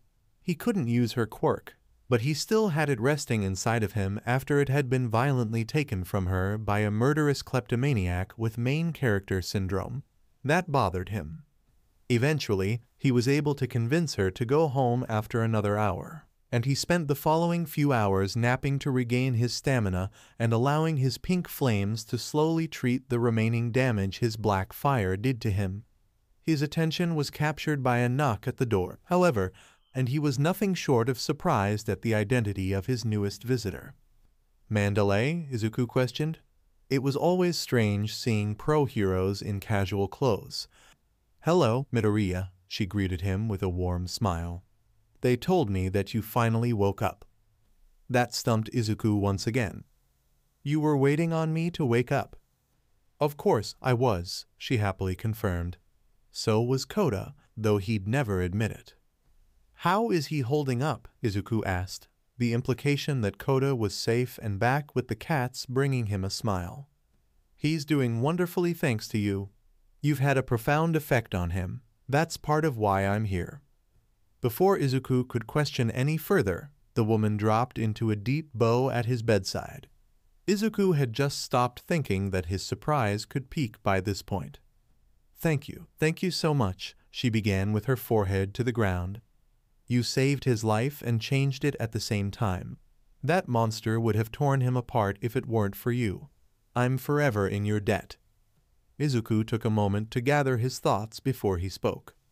You don't have to thank me, truly. I was just doing the right thing. He was in danger, so I protected him. You didn't just protect him, Mandalay insisted as she stood back up. You transformed his entire philosophy towards heroics. Izuku blinked. I did. Mandalay nodded with a sad smile. You may or may not already know about his situation, but his parents were water hose, and they were killed by Muscular when he was barely 3 years old. He'd spent the last few years hearing everyone tell him how noble their sacrifices were, as if it was a good thing that they were gone in the place of innocence. Dying while protecting the public is the most honorable death a hero could have. But how could anyone expect a child that young to grasp that when he loses his own parents? Mandalay sighed and took a seat beside the bed. Meanwhile, Izuku remained silent and allowed her to take a breather. All he could reason was that his pro-hero parents left him, and people were congratulating them for it, Mandalay continued. He hated everything related to heroics afterward, and he only tolerated us because he had to. Then, he met you. She gave him one of the warmest smiles Izuku had ever received from anyone besides his mother. You fought and bled for him. You put your life on the line to protect him from the same monster that took his parents. I think he finally understands what their sacrifice really meant, and it's thanks to you. Izuku was trying and failing to keep his blush contained at the off-duty hero's praise. Like I said, I was just doing the right thing. Mandalay snickered at the boy steadily getting flustered, and she patted him on the shoulder to put him at ease. Then, her smile dimmed, and she regarded him seriously. Now, the other thing I came to tell you, Muscular. Izuku's back straightened, and his blush vanished. He matched her serious countenance with one of his own and waited for her to continue. Some people will call you a bad person for doing it, she carefully spoke, watching his facial expressions as she did so. Others will think less of you for it. A lot of people will hold it over your head for the entirety of your career. Brown eyes were locked onto green, and she leaned in just a bit to emphasize what she was going to say. I am not one of those people. You did the right thing, and the world is better for it. If ever you need me for anything at all, no matter what it is, I will be there. Of all the things Izuku was expecting from her, be it sympathy, empathy, assurances that there wasn't any other way, or even a stern reprimand, unabashed understanding and gratitude were certainly not among them. Granted, Muscular killed her cousin, so maybe she just had less inclination to scold the boy who exacted roundabout vengeance. It really wasn't worth thinking about, if he was being honest. What was done was done. Her soft smile returned, and she patted his shoulder once again. I'm glad you're safe, Midoriya. You'll be a wonderful pro when you graduate because you're a wonderful hero already. Thank you, Mandalay, Izuku responded with a smile of his own before his eyes widened. Oh, is Ragdoll at this hospital by any chance? Yes, actually, she answered, though she wasn't sure why he'd be asking. I visited her before I came to you. Why? This is going to be very hard to believe, but I believe you 100%, kitten. Ragdoll was exceptionally easier to convince than Mandalay had been. The idea that someone could steal and give quirks as they pleased was hard enough to fathom, but Ragdoll's newfound quirkless status was proof enough. However, the thought that a teenager's quirk was such unmitigated bullshit that it gave him a connection to the fucking Shinigami and allowed him to raise the recently dead and reunite fragmented souls was way too much to accept. It did put the thing Koda said about, welcome back to the land of the living, into a new light for Mandalay, though. Are you sure you're okay to try this, Tomoko? Mandalay asked the excitable woman. I don't want you to get your hopes up in case this doesn't work. Izuku felt like he should have been offended by that comment, but even he had to agree. Her concerns were valid. Wielding his blue fire for anything other than talking to ghosts and occasionally scaring his classmates was still very unfamiliar territory for him. I'm positive, Shino, she answered with a determined expression. I believe in him, and I want to try it. The worst that can happen is that it doesn't work, and nothing changes. That definitely wasn't the worst that could happen to either of them if this failed, but Izuku appreciated her optimism nonetheless. All right, she sighed, and she turned to Izuku. If she trusts you with this, then so will I. Izuku nodded and took a deep breath before approaching Ragdoll's bed. Blue flames bloomed in his palms, and he carefully extended them toward the pro. He inched toward her little by little as the blue fire intensified, and the flames steadily reached out and began to cover Ragdoll like a blanket. Soon, she was engulfed in the blue fire, but she wasn't showing any signs of discomfort. "It kinda tickles," she remarked, eliciting a snort from her longtime friend and nearly causing Izuku to break his concentration. Despite the near hiccup, Izuku remained locked in and kept at it until he felt a light tug coming from Ragdoll's direction, but she hadn't moved an inch. Reasoning that her soul was reaching out for its missing piece, he decided to empower the sensation by intensifying the flames even further. Almost immediately, that tug became a violent yank, ripping an ethereal presence out of Izuku and shooting into the curious woman, snapping the teen's concentration entirely. Izuku just barely caught himself from falling over while Ragdoll gasped in shock. "Tomoko, what happened?" Mandalay hurried to her side in a panic. "I feel whole again," Ragdoll breathed out with increasingly widening eyes. "I can sense everyone again. Ruko and Yawata are still in the food court. The nurse for this room is taking a smoke break near the IQ. And there's a man masturbating in the bathroom down the hall." "Holy shit," Mandalay remarked after a brief moment of shock. "It fucking worked." "Why in the fuck would you know that?" Izuku internally screamed at the last observation until he found himself being glomped by the newly requirked hero. Thank you, kitten." Ragdoll beamed in gratitude before her expression became determined on a dime. "I swear on my 4 remaining lives that I will protect you from Pixie Bob." There was entirely too much to unpack from that statement, so Izuku just left it alone and nodded his thanks. Thank you for joining us on this incredible journey through What If Deku Unleashed God-like Quirk That Surpassed All. I hope you found it as intriguing and thought-provoking as we did. A big shout out to DripBayless for crafting such a compelling story. Don't forget to check out their profile on FanfictionNet for more amazing works. The link is in the description below. If you liked this video, please give it a thumbs up, share it with your friends, and don't forget to subscribe to What If Deku 2 for more fascinating explorations into the world of fanfiction and fantasy. Your support helps us create more content like this, and we're always excited to hear your thoughts and suggestions in the comments section. See you guys in the next video.